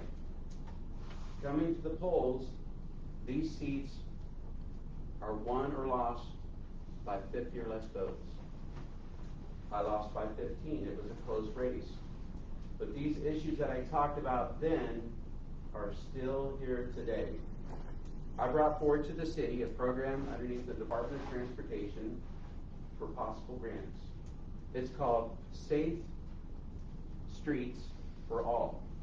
That's a program underneath the DOT. It's a federal program, but underneath that federal program, millions of dollars were allocated to Missouri through grants and opportunities where we could get things fixed as far as our infrastructure, our streets, our sidewalks, our curbs, the water plant, the waste treatment plant, fix Main Street. There are many opportunities out there, but it takes leadership and work to get to that money. I would love to see us get more money from the state, but it's got to take time and effort. And then, when we're done with the state, stay on the state list. And then, if possible, get federal money. It's got to take work and leadership, and we can get there. I'm okay with, number one, I think they already pay taxes. The hotel, you know, we pay fuel tax, Ecclesburg Roads, county. You know, usage tax has already been there. But I'm okay with, having, a historical tax on, taxing the food, the beverages, the hotels, the lodging, the shopping. Then, as we did say, fine, I'd rather take their money than your money. Have it, in fact, when I first came to Weston, a local discount was a big deal. Go up to Avalon, you get 10% off if you're local. That would give us incentive to go there, but also that 10% can go to the city. We wouldn't have to pay, the locals wouldn't have to pay the tourist tax. Just a thought. Then, not the back stuff, not the budgeting program. I'm really cheap.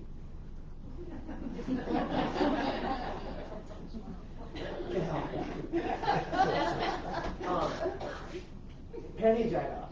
Pennies my favorite coin. I've been over to pick them up. But I have a hard time believing. Are we just not asking for help with this software?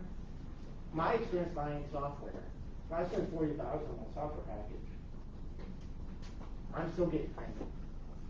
If they're selling something like that, they're going to have Hang on. They have to get paid. but it should be free. We're spending $40,000 on something. I'm running a program that's $20,000 called Ignite, and their big thing is before they'll let you use it, you have to graduate Ignite U. So I think maybe somebody's never even calling them. As you said, you call them. That's not true.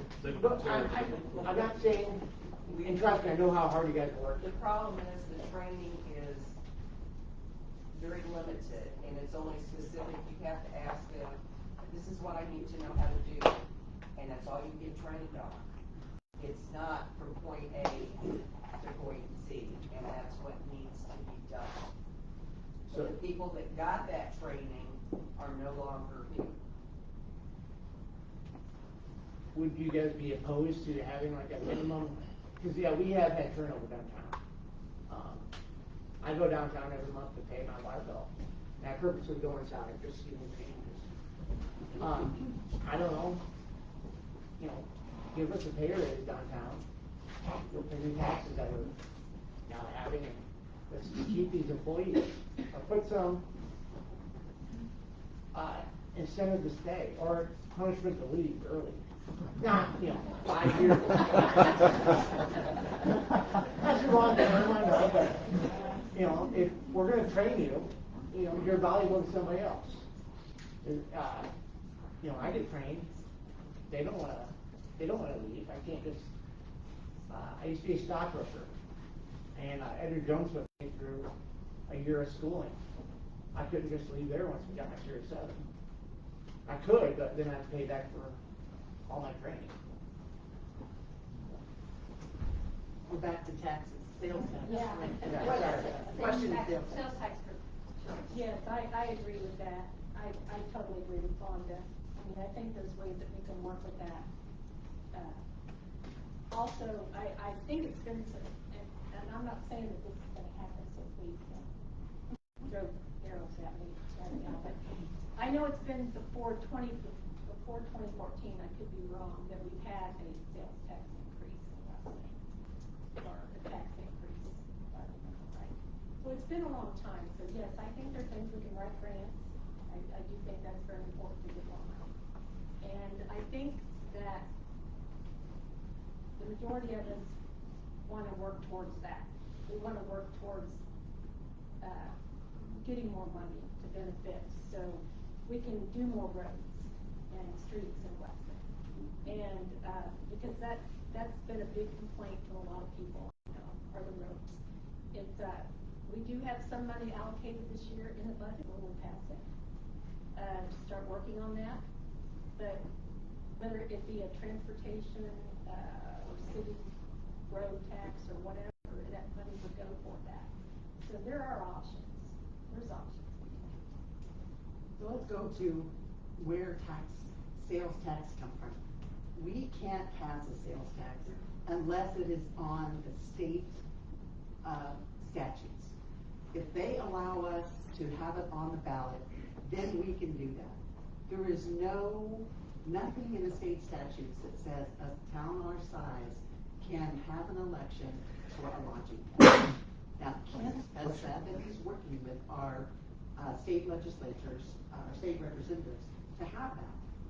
But they have to pass that and get it on the state books before we can do it. And we have to only do, like, we have to say what we want it for. You can't just say, oh, we're going to do a tourism tax. We have a tourism tax, but it's one tax can't just be, well, are you a visitor to town? Oh, then we're going to tax you more. You have to tax everybody, and it has to pass a vote of the people of Weston. So that's kind of, it's not just easy to say we're going to have to tax it and pass it. But it's a possibility. That's something there is. When we did the 3/8 tourism tax in 2004, I believe it was, there was, we had to actually have that put on the state books before we could have it passed here in Weston. And I'm all for grants. Absolutely, we did grant. We almost had a grant every year when I was city clerk. If it wasn't a grant, then it was federal funds for American Recovery and Reinvestment Act one time. There's always money out there that we just have to look for. And I know nobody has brought it up, but I'll just say the word one time. City administrator. City administrator is going to be somebody who is out there looking for grants for us, helping us organize our funds, organize our policies. This position I have asked for since 2010. With the growth of the city and all the things that we have going on in the city, we need a city administrator to be that person between the mayor and the board and the city employees. What that person is going to make sure that things get done, because you can't make sure things get done when you're so busy in City Hall. Everything gets shoved in a black hole, and that's where it sits. Part of it is looking for grants. That's all I got. Okay, Ted, you had your hand up. We're going to do lightning rounds from here on out. 1 minute answers.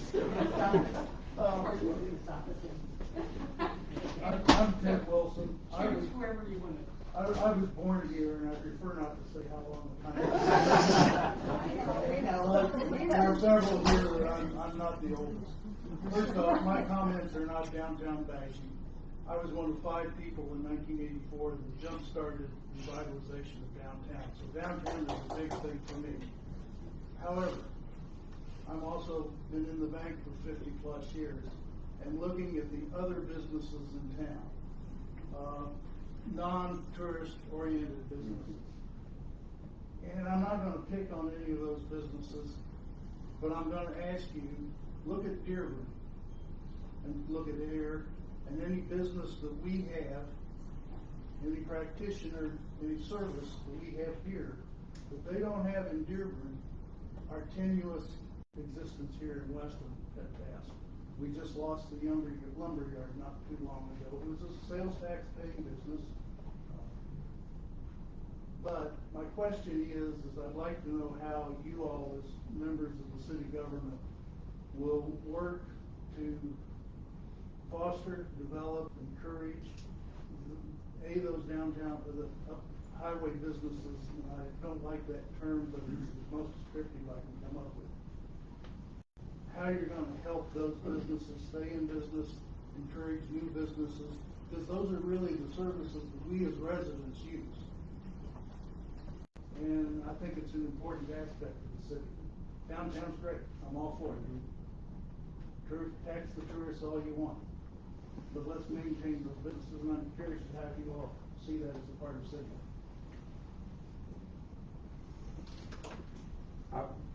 Brad's first. Go ahead. Probably how to keep businesses. Can you speak up? Yeah, how I try to keep them going businesses. Yeah, the businesses on the highway kind of staying.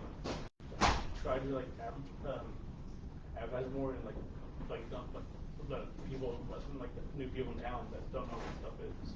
Like I know it's alright on the highway, but some people still don't know what's didn't know about the lumberyard when they first came to towns or whatever. but now it's something else. Tim? As a board member, I don't know, as a community member, you keep your money local.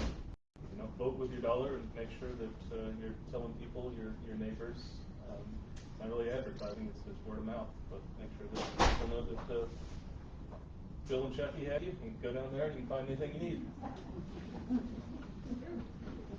So, I want to mention, you know, we've got the strategic plan, right? We've talked about that. We've also got the Highway 45 corridor study that we're looking at, and that's something that's been under discussion through the aldermen and through planning and zoning.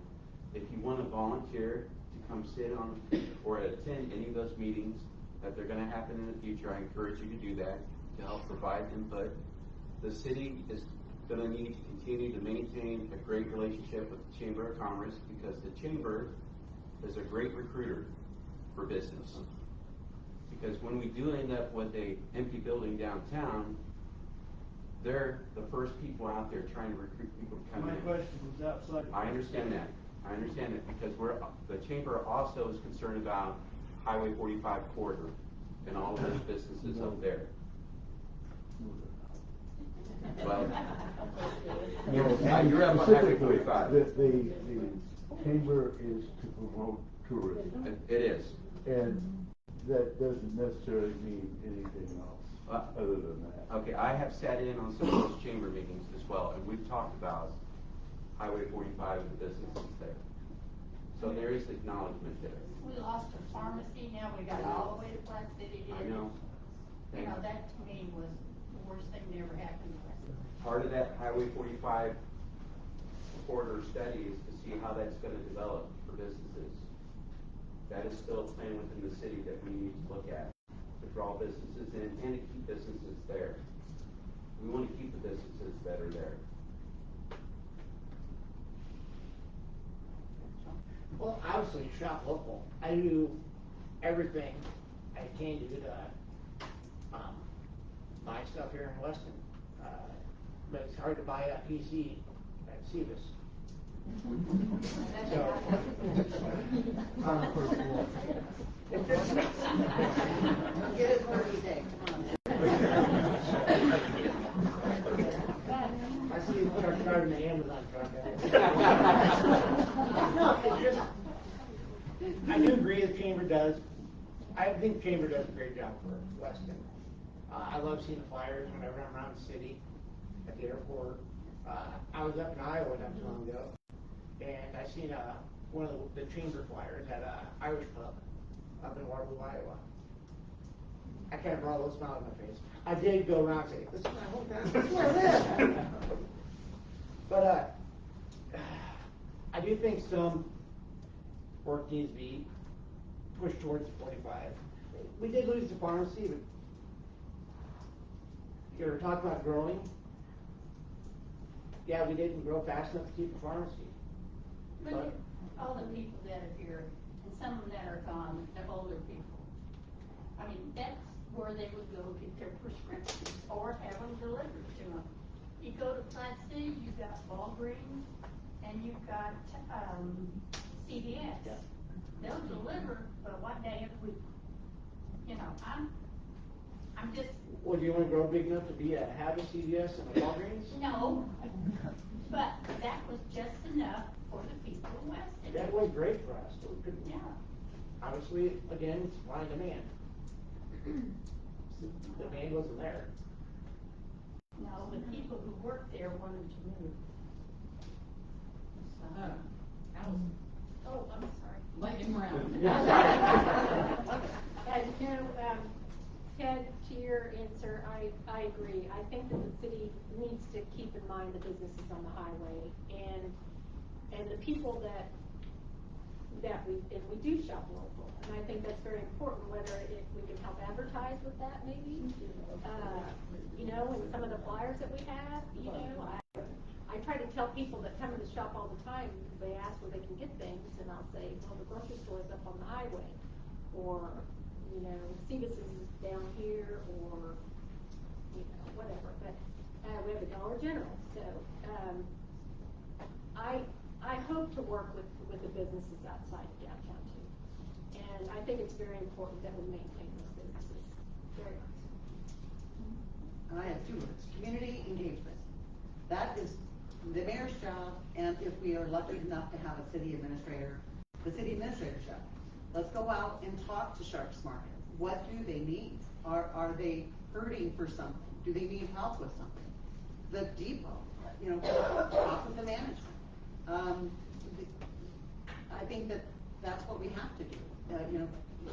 The whole lumber closed before I even know what was going on.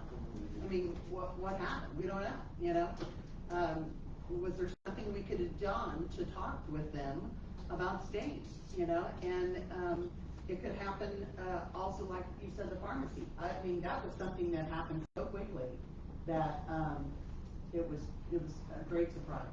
And I don't know that there's any mom and pop pharmacies even left in Platte City now. It's all big pharmacies. Miller's gone. Yeah, Miller's gone too. And I don't know that we can ever get one back, but if it's possible, if our people grow enough, if our population is enough, that we can have one, then maybe we can go out and look for one. And if the chamber's not gonna help them, then let's talk to them about that from the city standpoint. We give them money for tourism that they need to be also using to say, let's go talk to the businesses on the highway. Being involved with the Dollar General deal, I will tell you that the city was very difficult to work with. And they forced issues on that lot that hurt the adjoining lot. And that's why we can't get the adjoining lot sold, because of things they made Dollar General do. The Board of Adjustment. So I'm very happy to hear that, we've got a good focus. I hesitate to keep pointing at the chamber though. I mean, it's, the city needs to be highly engaged. We can promote to get businesses to consider moving there, not large ones. I know another gentleman here in town was trying hard to build storage facilities, not the current one, talking about the one before, and he could not get past, the city. That would have been a good business, the concept, the way he wanted to do it, would have been a good business. So anything you guys can do to help us and help in that area, with those Highway 45 businesses, I agree. I think that's a huge tax base for us. People in town need to support those Highway 45 businesses. I work at one, and I see a lot of places here, but I don't see a large store out there. We have got to support our city stores. I buy everything in Weston. I'm going to go out of Weston if I absolutely have to. City folks need to support city businesses. Okay, there are, a question back there. Not you, you keep talking about city managers, two of you, one of you taking care of one. Where do you propose to get enough money to pay a city manager to come out of this town and stay there, because that's a lot of money that they want? Absolutely. Are we out? Yeah, and remember, lightning round. Lightning. Okay, absolutely. Several years ago, when we were talking about it, Cliff Hardy was very much pro-city administrator. We had it in the budget, but the issue got killed by the board. And the money for the city administrator was divided up between the general fund, the water fund, the sewer fund, the transportation fund, because they would work with all departments, not just the general fund. So that's how we had it in there. And I think that once we see what our fund balances are, that those fund balances can be used to buy things like trucks and things like that are in the budget now that is coming out of the income for the year. There's some things that can be used for fund balance carryovers, and that could, to me, is where we could find But that. you're taking money away from that other department to put it into another department, so you're just moving money around. No. If you are. No, I'm not. How do you think that? You just said you can take it from the fire or this. No, and that. his salary or her salary would come from the general fund and from the water fund and the sewer fund. That would be taken from them to pay somebody. Yes. To be the city administrator. Yes.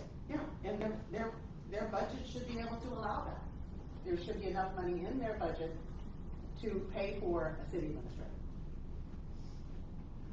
Their portion, whether it be 20, 30%.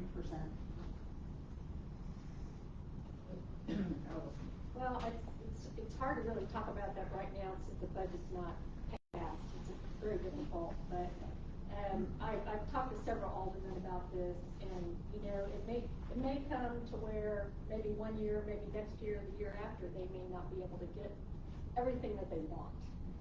You know, we have to be very careful how we spend this money, and so I think every department needs to be looked at, whether it's sitting down with the head of the department, whether it's water, whether it's city department. So we need to sit down with him. The mayor does, and go to the board, and we need to look at everything that is spent and make sure that we spend it in the correct way. I have talked to most of the aldermen, and most of the aldermen are okay with maybe a part-time city administrator, maybe not a full-time. So I think it's important that we concentrate on the main things right now, which is getting this budget passed to where we can sit down and look at these things. So a city administrator will help take the pressure off a part-time of the other duties. I do know that the office, City Hall is busy, very busy. I don't know, I've never been a mayor, so I don't know yet how busy Kent is, but we can do this.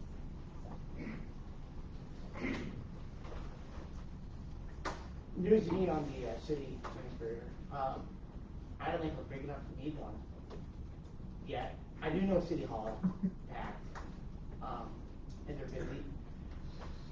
But I do know a city administrator is expensive. In my experience, don't they replace the mayors? No, they don't. I'm gonna mess up. We don't have a full-time mayor. So. We talked about city administrator over the last couple of years. I can tell you I'm for it, but depending if it's full-time or part-time, that's going to depend upon the budget, okay? The whole thing about having a city manager is that they can look at the day-to-day activities. They can help manage those departments to make sure that issues are taken care of as soon as possible and brought to the attention of the board and the mayor. They are the catalyst between those departments, the mayor, and the alderman. That is the whole purpose of a city manager. So we'll see how the budget shakes out and see what the discussions with the next mayor and whoever's on the alderman board as well. We'll see if that can be a possibility. But I am for having a city manager to maintain efficiency, to make things better. That's what we should be striving for. Thank you. I agree with Allison and Kim and Jerry with the city manager. We should have one, because if we do that, it's better communication between, like Jerry saying, like the city officials, the people of the city, and like the citizens of the city as well. Not just for the people that work for the city. Because like if someone has a concern with the city, they like citizen, they could talk to the city administrator and then pass it on to the board of aldermen and the mayor at the meetings. Having an admin or manager sounds great if we can get through the budget and there's stuff left over, but I'd like to make sure that the current employees are taken care of first so that we don't have to keep training people and keep that knowledge around. If you could show that they're paying for themselves, yes, I'm all for it. You know, if an employee's taken care of, they tend to be a lot more valuable. Okay, we have more questions? Real fast. Every time. Hi, I'm Caitlin Chapin. What is your stand on Airbnb?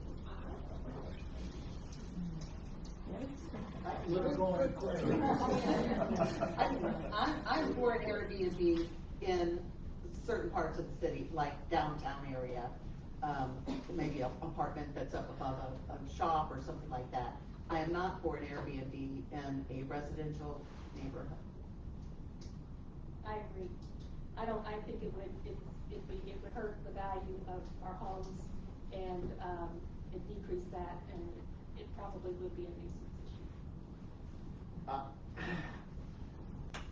I got no problem with them as long as they came a long way into programming where you're not having party houses anymore. People are doing Airbnb and just throwing a big party there, crashing it. They're not doing that as much. That's what really gave Airbnb is kind of a bad name. But as long as it doesn't affect, there's a definite divide between Airbnb and bed and breakfast. So, I think some of the concerns with the Airbnb that have been talked with the city before is who's managing those? What corporations are coming in and buying up property and renting those out for Airbnb? That's the problem that a lot of cities are running into right now. And that's my concern for our lovely community. That's why Kansas City and some of these other areas are getting away from the Airbnb. Because that's happening. It's having a big impact on their community. And I don't want that to happen to Weston. Now, I know that we have lodging here in town. We don't have enough. Okay? That's an issue. But I think automatically approving an Airbnb, whether it be downtown or somewhere else, is going to have a huge impact on our community. So I think all of those items need to be weighed before we even discuss approving such a policy. Yeah, I agree, like, we should have them, but they should be, like, monitored instead of, like, who's running them. Because, like, Jerry's saying, like, people in Kansas City are coming up right now, they don't even live in the community. Like, try to, like, whoever wants to have one, have someone inside the community as well. Not just, like, someone from Kansas City buy a house and rent it out.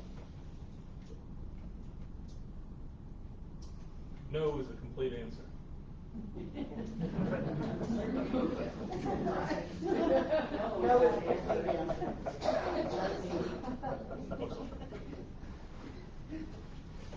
Okay. Bruce. I'm Ruth Novel, and I'm very new to Weston. I love it. It's the best place I've ever lived. I never thought I would live in a town because I'm a country girl, and I live behind O'Malley's. I don't care that O'Malley's is there. It's wonderful. I have no problem with it whatsoever. And I'm new to all this. This is the first time I've ever attended a town meeting. And as an observer, I'm hearing an undercurrent that there's a difference between the city and the chamber. And I want you all to know that, in my opinion, a good community would work together with the city and the chamber. And I would hope whoever of you gets wherever you're going to go will investigate that, because our little downtown businesses are so important. And I experience this all the time, but I still go into Shawnee for bunches of stuff. When people know I live in Weston, oh, I love Weston. You know, they have their favorite spots that they come to once every 2 years, or they go to the state park and hike. They don't come that often, but I think Weston depends on a tourist community, which goes back to the chamber. And I think the chamber and the city really should match and work together. And I hope that you would all consider that, because how we're looked at, I've heard many times that we're the #1 tourist destination in Kansas City. That's pretty important, because I love Kansas City. I love the symphony. I go there 8 times a year. You know, I still have that connection. But I love Weston too, so I would hope that you would keep the whole picture in the 45 thing. I was so sad when Cole left. I mean, I gotta go someplace else now and get my mulch. And I moved here, and I was not well, and then COVID happened, so for 2 years, I didn't know anything about Weston at all. And Beth came and delivered plants to me. That was wonderful. I sat for 2 months and pulled the weeds off of the hill. My neighbor said he didn't know if I was an inspiration or an intimidator. But you have a diamond, a pearl. I worked in Illinois, and if you know anything about Illinois, all the governors go to jail. And I love Illinois. I'm going back there for a month, that's where my kids are. But it, you know, the school district I worked in was tiny. And I drove a school bus for 14 years, and then I worked in the office. And the school got bigger and bigger and bigger. And you know what happened? They lost that small town. I had a job, and the principal knew the name of the janitor to the top. And that's what you have here. And your kids they're just getting the best. It's wonderful.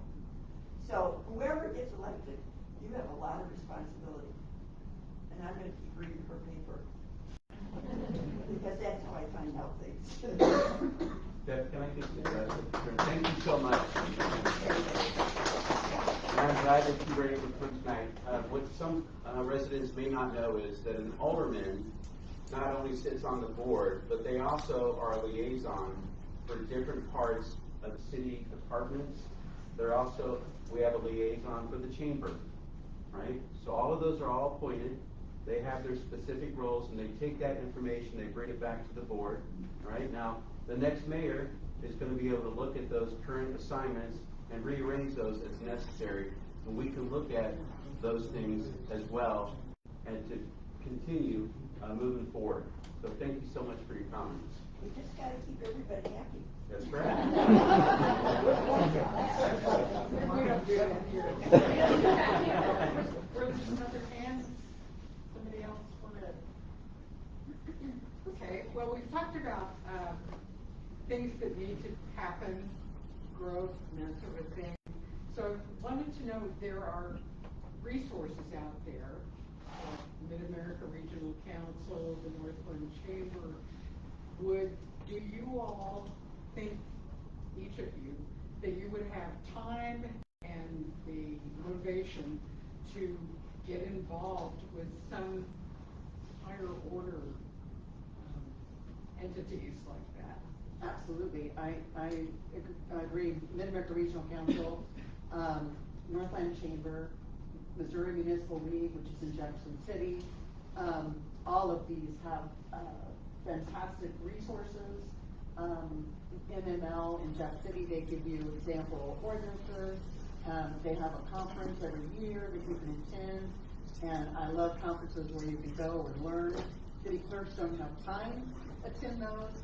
And our mayor and our board don't currently do that. But they are fantastic resources. But yes, and also there's a Platte County Mayors group that get together and talk about different issues in their own cities and what they're doing to help. Riverside was a fantastic resource for us. They gave us some trucks one year. Actually gave us trucks because we didn't have any money at the time to buy a bunch of new vehicles. And when you garner those kind of relationships, you find out how people can help you. I think it's important to do that also. I think it's important to continue your education and learn, whether it's by going to conferences or talking with other mayors and other communities around you, and act like you're be concerned and learn. And I'm sure I'll do that. So, two other things I want to say off the subject that I'm concerned about, why I have you here, because I may not have a chance. One is speeding in town. We have a severe issue with speeding in town. And the other thing is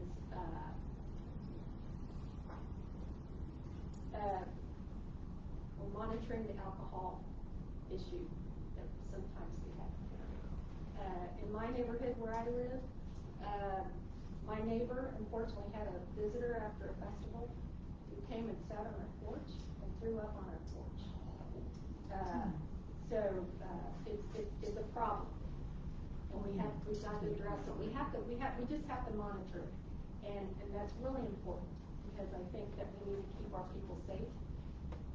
A big accident hasn't happened yet, but it's going to happen pretty soon.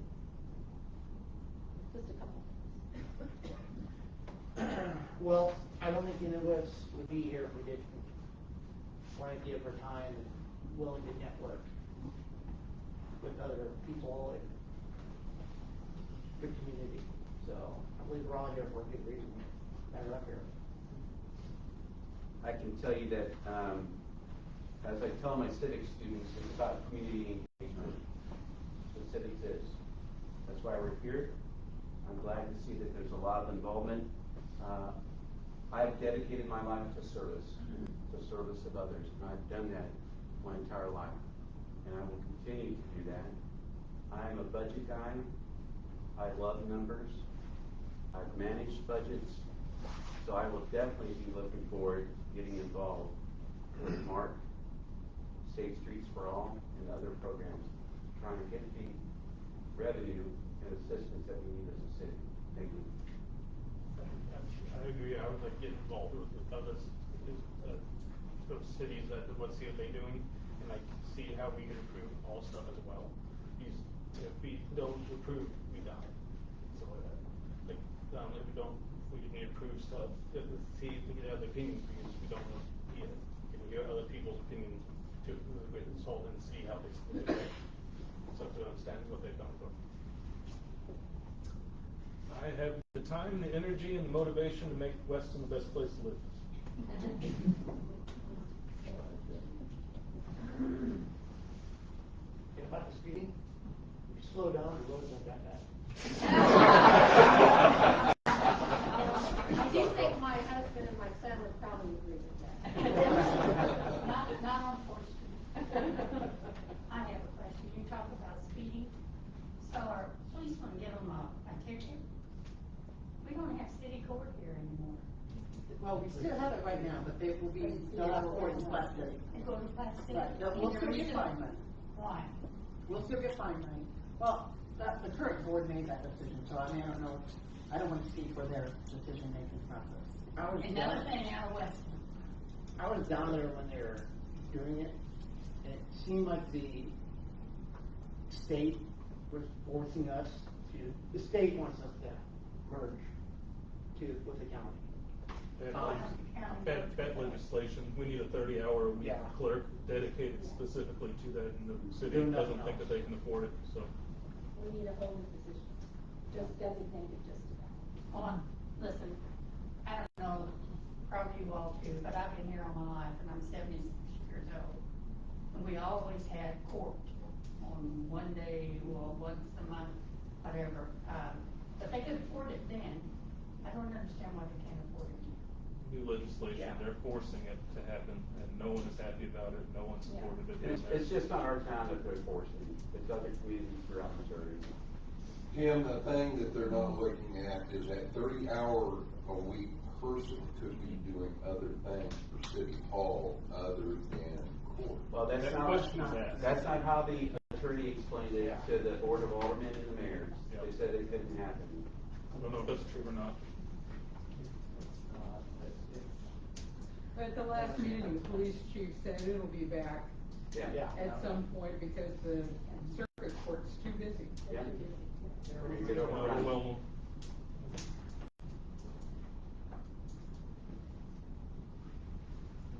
Okay, anybody else? Make a couple of quick comments. Noah had asked about why wouldn't we change the software? And from my experience, it's software support, and you don't want to change software if you can. If you can possibly work with what you have, that would. The only reason to change software is that your current software is outdated and unsupported. So if you could possibly work with the new vendor, you probably want to stay with what you've already bought, is what I'm saying. And from my experience with the park board, I was on the park board for many years, I can tell you that a city administrator would be a great asset. The city clerks are asked to do way too much for the city. And the mayor's part-time, so a city administrator would be a great help, I think. So, and my concerns have to infrastructure, roads are falling apart. Big trucks are using Spring Street because Thomas is blocked a lot of times. and the trucks come down there and they're tearing the bridge up again, you see, you know, you already have to kind of dodge around. We asked for a speed bump a few years ago on Spring Street, and the city workers knocked that down because they didn't think they could plow the streets if they had a speed bump. I was like, how do other cities do that? But and then finally, water quality. We're getting a lot of particles in our water now, and it just smells a lot of times, and that would be my concern. Thank you for your concerns. I agree. I actually approached in a meeting that I went to the alderman about speed bumps, because as we all know, people are speeding in town, and I don't feel like it's being monitored well. So, and I kind of got the same answer. So, we need to look at these individual job descriptions of these departments, and we need to really evaluate them. And as the board, we owe it to you citizens and you taxpayers to help improve these issues. And I personally feel myself living on a busy street from O'Malley's traffic. The other day I was at work in downtown, and 3 motorcycles went by, and I barely saw them when they drove by. That's how fast they were going. So I'll tell you what I did. So I thought, well, I'll just go out there and just see if I can find it. So I did. I went out the front door, and I went out there, and I saw them turning around down there at the bottom of the main street, and they were coming back up. Well, I was in the middle of the street. I stopped them all. And I said, you have got to slow down. I said, there are people that walk across these streets, visitors and children. And the traffic is bad enough as it is the way the cars are parked, much less by you going. You would never be able to stop. It has to be policed. We have to do better at policing. And I think we could do that. Okay, we have gone way over. Thank you, everyone, for coming. Thank you. Thank you.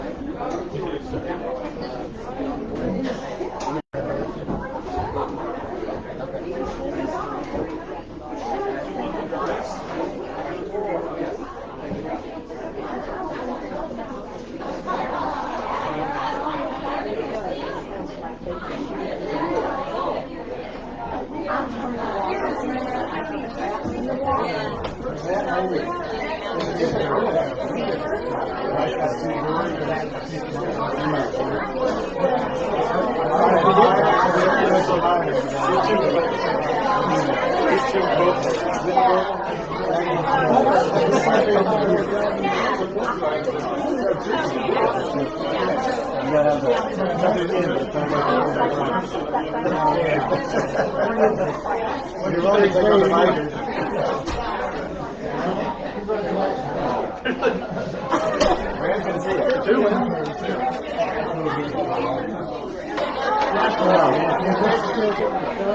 No, we don't have to.